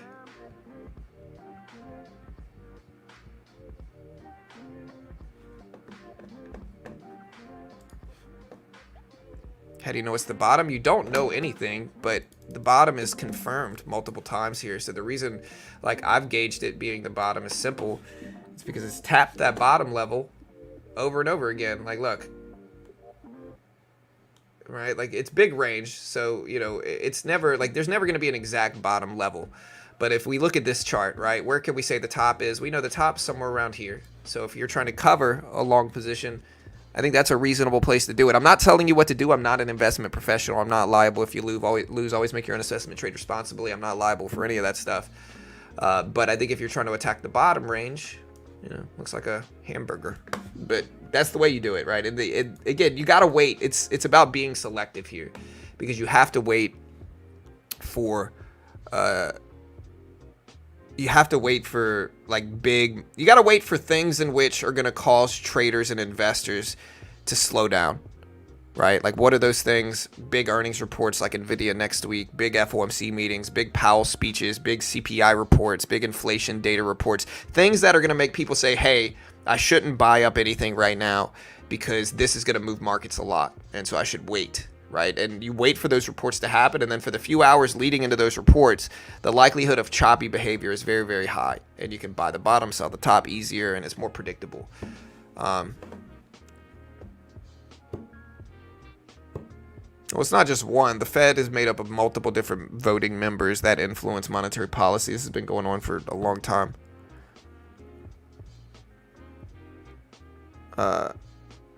So today's meeting is Jackson Hole. It's a yearly report by the Fed, a yearly meeting by the Fed. It's the biggest economic conference of the year, most likely. It's called the Jackson Hole Symposium. And again, the reason it's important is because this is where the Fed gets together. Powell updates us on what their stance is regarding the economy. You get a lot of Fed members and a lot of Fed speeches in which Powell doesn't necessarily, where he doesn't necessarily, you get a lot of Fed speeches where Powell doesn't necessarily talk about the economy directly. This is a meeting in which they will, this is a meeting in which they will. So, yeah, in that regard, yeah, we got this up. We're going to get ready here. Let me make sure you guys can see all of this well. Yeah. So we're ready, guys. I'll put this screen up on the side here. And we'll get ready.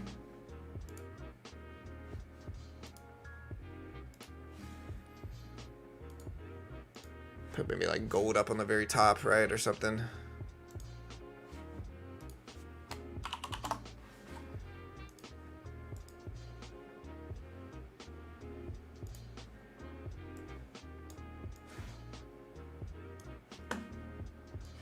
Yeah, there's gold on the top.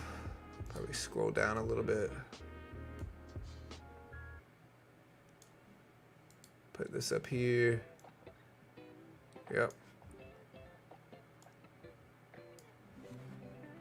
Get ready.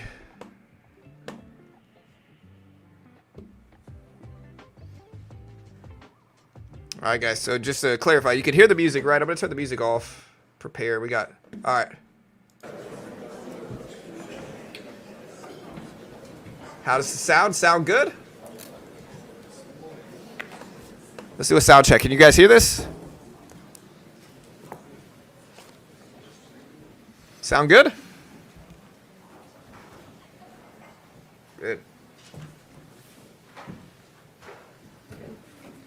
All right. Good morning. Thank you, and welcome to the first day of sessions for the Federal Reserve Bank of Kansas City Jackson Hole Economic Symposium.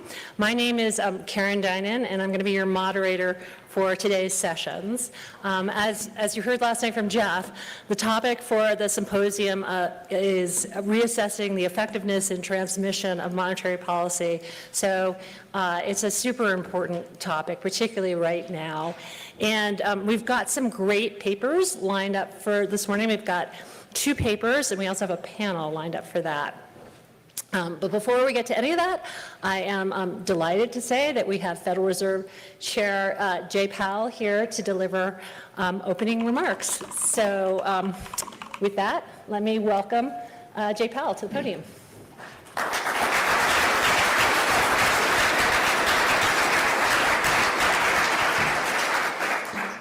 Thank you, Karen, and thanks to our host from the Kansas City Fed. It's great to be back here today. 4.5 years after COVID-19's arrival, the worst of the pandemic-related economic distortions are fading. Inflation has declined significantly. The labor market is no longer overheated, and conditions are now less tight than those that prevailed before the pandemic. Supply constraints have normalized, and the balance of risks to our 2 mandates has changed. Our objective has been to restore price stability while maintaining a strong labor market, avoiding the sharp increases in unemployment that characterized earlier disinflationary episodes when inflation expectations were less well anchored. While the task is not complete, we have made a good deal of progress toward that outcome. Today, I will begin by addressing the current economic situation and the path ahead for monetary policy. I will then turn to a discussion of economic events since the pandemic arrived, exploring why inflation rose to levels not seen in a generation and why it has fallen so much while unemployment has remained low. So let's begin with the current situation and the near-term outlook for policy. For much of the past 3 years, inflation ran well above our 2% goal, and labor market conditions were extremely tight. The FOMC's primary focus has been on bringing down inflation, and appropriately so. Prior to this episode, most Americans alive today had not experienced the pain of high inflation for a sustained period. Inflation brought substantial hardship, especially for those least able to meet the higher costs of essentials, like food, housing, and transportation. High inflation triggered stress and a sense of unfairness that linger today. Our restrictive monetary policy helped restore balance between aggregate supply and demand, easing inflationary pressures and ensuring that inflation expectations remained well anchored. Inflation is now much closer to our objective, with prices having risen 2.5% over the past 12 months. After a pause earlier this year, progress toward our 2% objective has resumed. My confidence has grown that inflation is on a sustainable path back to 2%. Turning to employment, in the years just prior to the pandemic, we saw the significant benefits to society that can come from a long period of strong labor market conditions. Low unemployment, high participation, historically low racial employment gaps, and with inflation low and stable, healthy real wage gains that were increasingly concentrated among those with lower incomes. Today, the labor market has cooled considerably from its formerly overheated state. The unemployment rate began to rise over a year ago and is now at 4.3%, still low by historical standards, but almost a full percentage point above its level in early 2023. Most of that increase has come over the past 6 months. So far, rising unemployment has not been the result of elevated layoffs, as is typically the case in an economic downturn. Rather, the increase mainly reflects a substantial increase in the supply of workers and a slowdown from the previously frantic pace of hiring. Even so, the cooling in labor market conditions is unmistakable. Job gains remain solid, but have slowed this year. Job vacancies have fallen, and the ratio of vacancies to unemployment has returned to its pre-pandemic range. The hiring and quits rates are now below the levels that prevailed in 2018 and 19. Nominal wage gains have moderated, and all told, labor market conditions are now less tight than just before the pandemic in 2019, a year when inflation ran below 2%. It seems unlikely that the labor market will be a source of elevated inflationary pressures anytime soon. We do not seek or welcome further cooling in labor market conditions. Overall, the economy continues to grow at a solid pace, but the inflation and labor market data show an evolving situation. The upside risks to inflation have diminished, and the downside risks to employment have increased. As we highlighted in our last FOMC statement, we are attentive to the risks to both sides of our dual mandate. The time has come for policy to adjust. The direction of travel is clear, and the timing and pace of rate cuts will depend on incoming data, the evolving outlook, and the balance of risks. We will do everything we can to support a strong labor market as we make further progress toward price stability. With an appropriate dialing back of policy restraint, there is good reason to think that the economy will get back to 2% inflation while maintaining a strong labor market.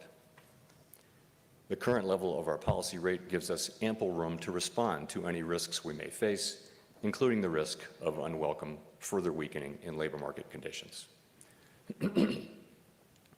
So let's now turn to the questions of why inflation rose and why it has fallen so significantly even as unemployment has remained low. There's a growing body of research on these questions, including Gowdy Eggerson's work, which we'll shortly discuss, and this is a good time for this discussion. It is, of course, too soon to make definitive assessments. This period will be analyzed and debated long after we are all gone. The arrival of the COVID-19 pandemic led quickly to shutdowns in economies around the world. It was a time of radical uncertainty and severe downside risks. As so often happens in times of crisis, Americans adapted and innovated. Governments responded with extraordinary force, especially in the United States. Congress unanimously passed the CARES Act. At the Fed, we used our powers to an unprecedented extent to stabilize the financial system and help stave off an economic depression. After a historically deep but brief recession, in mid-2020, the economy began to grow again. And as the risks of a severe extended downturn receded, and as the economy reopened, we faced the risk of replaying the painfully slow recovery that followed the global financial crisis. Congress delivered substantial additional fiscal support in late 2020 and again in early 2021. Spending recovered strongly in the first half of 2021, and the ongoing pandemic shaped the pattern of the recovery. Lingering concerns over COVID weighed on spending on in-person services, but pent-up demand, stimulative policies, pandemic changes in work and leisure practices, and the additional savings associated with constrained services spending all contributed to a historic surge in consumer spending on goods. The pandemic also wreaked havoc on supply conditions. 8 million people left the workforce at its onset, and the size of the labor force was still 4 million below its pre-pandemic level in early 2021. The labor force would not return to its pre-pandemic trend until mid-2023. Supply chains were snarled by a combination of lost workers, disrupted international trade linkages, and tectonic shifts in the composition and level of demand. Clearly, this was nothing like the slow recovery after the global financial crisis. Enter inflation. After running below target through 2020, inflation spiked in March and April 2021. The initial burst of inflation was concentrated rather than broad-based. with extremely large price increases for goods in short supply, such as motor vehicles. My colleagues and I judged at the outset that these pandemic-related factors would not be persistent, and thus that the sudden rise in inflation was likely to pass through fairly quickly without the need for a monetary policy response. In short, that the inflation would be transitory. Standard thinking has long been that, as long as inflation expectations remain well anchored, it can be appropriate for central banks to look through a temporary rise in inflation. The good ship transitory was a crowded one, with most mainstream analysts and advanced economy central bankers on board. I think I see some former shipmates out there today. The common expectation was that supply conditions would improve reasonably quickly, that the rapid recovery in demand would run its course, and that demand would rotate back from goods to services, bringing inflation down. For a time, the data were consistent with the transitory hypothesis. Monthly readings for core inflation declined every month from April through September 2021, although progress came slower than expected. The case began to weaken around mid-year, as was reflected in our communications. And beginning in October, the data turned hard against the transitory hypothesis. Inflation rose and broadened out from goods to services, and it became clear that high inflation was not transitory and that it would require a strong response if inflation expectations were to remain well anchored. We recognized that and pivoted beginning in November. Financial conditions began to tighten, and after phasing out our asset purchases, we lifted off in March of 2022. By early 2022, headline inflation exceeded 6% and core was above 5%. New supply shocks appeared. Russia's invasion of Ukraine led to a sharp increase in energy and commodity prices. The improvements in supply conditions and the rotation in demand from goods to services were taking much longer than expected, in part due to further COVID waves in the United States. And COVID continued to disrupt production globally, including through new and extended lockdowns in China. Higher rates of inflation were a global phenomenon, reflecting common experiences: rapid increases in the demand for goods, strained supply chains, tight labor markets, and sharp hikes in commodity prices. The global nature of inflation was unlike any period since the 1970s. Back then, high inflation became entrenched, an outcome we were utterly committed to avoiding. By mid-2022, the labor market was extremely tight, with employment increasing by 6.5 million jobs from the middle of 2021. This increase in labor demand was met in part by workers rejoining the labor force as health concerns began to fade. But labor supply remained constrained, and in the summer of 2022, labor force participation remained well below pre-pandemic levels.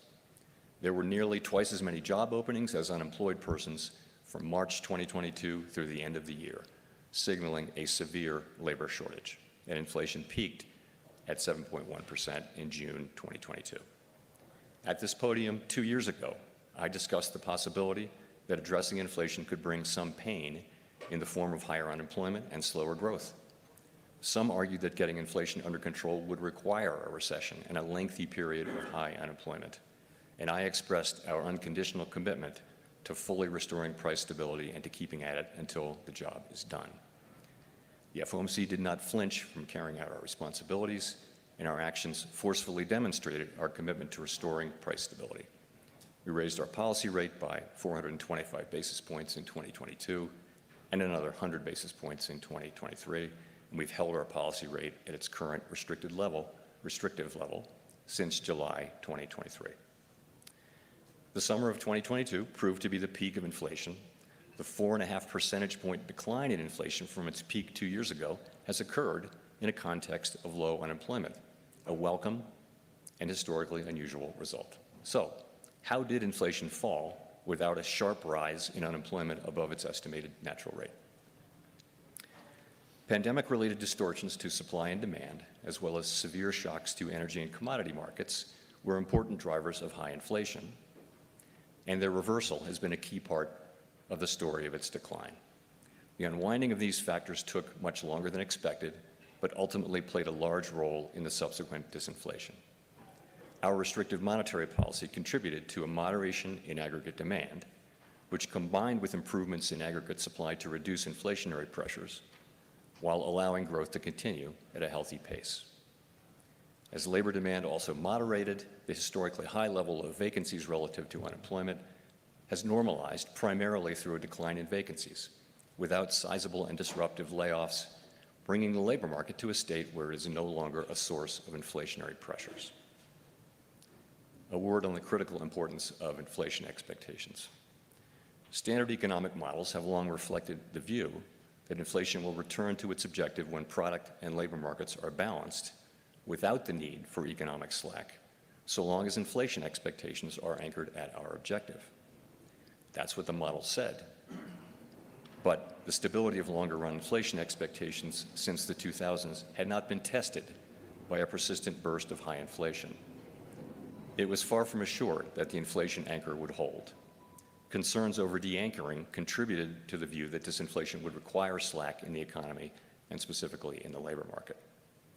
An important takeaway from recent experience is that anchored inflation expectations, reinforced by vigorous central bank actions, can facilitate disinflation without the need for slack. This narrative attributes much of the increase in inflation to an extraordinary collision between overheated and temporarily distorted demand and constrained supply. While researchers differ in their approaches and to some extent in their conclusions, a consensus seems to be emerging, which I see as attributing most of the rise in inflation to this collision. All told, the healing from pandemic distortions, our efforts to moderate aggregate demand, and the anchoring of expectations have worked together to put inflation on what increasingly appears to be a sustainable path to our 2% objective. Disinflation while preserving labor market strength is only possible with anchored inflation expectations, which reflect the public's confidence that the central bank will bring about 2% inflation over time. That confidence has been built over decades and reinforced by our actions. That is my assessment of events. Your mileage may differ. So let me wrap up by emphasizing that the pandemic economy has proved to be unlike any other, and that there remains much to be learned from this extraordinary period. Our statement on longer-run goals and monetary policy strategy emphasizes our commitment to reviewing our principles and making appropriate adjustments through a thorough public review every 5 years. As we begin this process later this year, we will be open to criticism and new ideas while preserving the strengths of our framework. The limits of our knowledge, so clearly evident during the pandemic, demand humility and a questioning spirit focused on learning lessons from the past and applying them flexibly to our current challenges. Thank you. All right, so I'm assuming he's not going to be doing a Q&A here. Yeah, so again, the reason I was able to post a lot of that stuff is because specifically, number one, the markets are pumping up. But the reason some people are like, oh, John, your stream is delayed. My stream's not delayed. I posted the link to the full text to Jackson Hole in the chat multiple times, right? That is what initially the market reacted to. They reacted initially to the text. With that said, though, it's the end of the year. Hey, listen. Next week, we have the biggest market event of the century. It's NVIDIA earnings. It is going to the whole market is basically following NVIDIA. If you look at NVIDIA and then you look at the stock market, they look very similar, very, very similar, right? And so next week is the biggest financial economic event of the century right now. Like, this thing is going to wildly influence markets. It will be a crazy big thing next week. The last one we had over 10,000 concurrent viewers. So it's just going to be wildly important, incredibly important. And yeah, again, tune in. We'll hit the subscribe button, hit the notification bell. We appreciate the love. Thanks so much. And we'll keep the growth up, guys. Again, everybody right now, we got 4,000 people watching right now. Hit the subscribe button. Help me hit 130 or 145K. I appreciate the love. What Powell said is essentially that they're going to be much more dovish. I told you guys he would be dovish. He was dovish. The market liked the dovishness, apparently, and he ended up ripping up. Again, guys, if you want to check out my sponsors, help support your boy here in this channel, check out Top Step, funded account program and futures. Do not day trade your own money in the beginning. You're going to lose. Most day traders lose. Instead of risking your own money and risking thousands of dollars of your own money, instead, try a funded account program. Top Step is one of the most legit in the world. They have some of the best rules once you're funded in the world of funding accounts. They give you a demo. They test your skill. You're still risking something, but you're only risking $50 a month with Top Step for the base one. If you pass it by making $3K in profit without losing $2K first, they fund you $50K, 90% split. You can then fund your own account with your profits if you want. If you fail, you only lose $50. It's a genuine way to limit your risk in the beginning when you're learning how to day trade. You can day trade the futures market, which is the S&P, the NASDAQ, which we just said follows NVIDIA and other blue chip tech stocks anyway. And so the patterns are very similar. No PDT rule in futures. It's just a great way to hedge against big losses in the beginning of your day trading. And almost all day traders lose. And so instead of losing tons of money, lose a small bit if you lose. And if you pass it, you still get a 90% split. It's still similar to putting the money up yourself. They paid out 40 million plus to their traders. Great way to learn. And again, I'll put the link up. You can check them out. Great way to help support your boy here in this channel. You'll get a good discount if you use it. And yeah, guys, good luck. Be good. Here's the link. Check it out. Appreciate the love, guys. Have a safe and happy weekend, guys. Remember, NVIDIA earnings are next week. Not only do we have NVIDIA earnings, but we've got PCE data on Friday, which is what the Fed chooses to look at in terms of inflation. The Fed judges inflation specifically by core PCE data. Core PCE data is what the Fed uses to gauge inflation. Again, it's one of the most important inflation metrics. That's next week. We also have the first revision data for GDP. So we have 3 different GDP reports, right, which indicate whether we're in a recession, depression, whatever.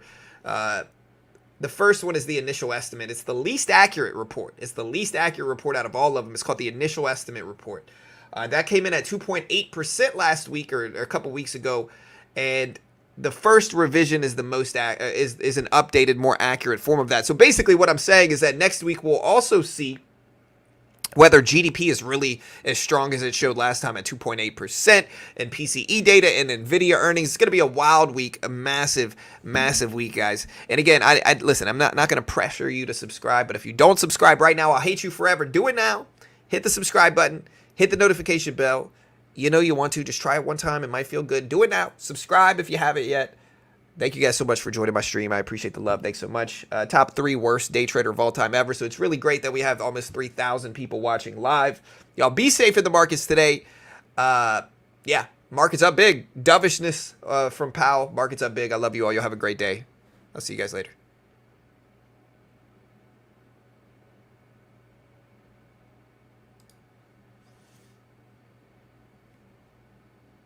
Yeah, top 3 worst day trader of all time ever in the world. Again, I told you guys, listen, most day traders lose. We mostly cover economics here, but we day trade, we swing trade, we invest. Give everything away for free. Don't even claim to be good. And so if you're still mad, you're probably just mad about your own life. So good luck. I love you all. You'll have a great weekend. Y'all be safe.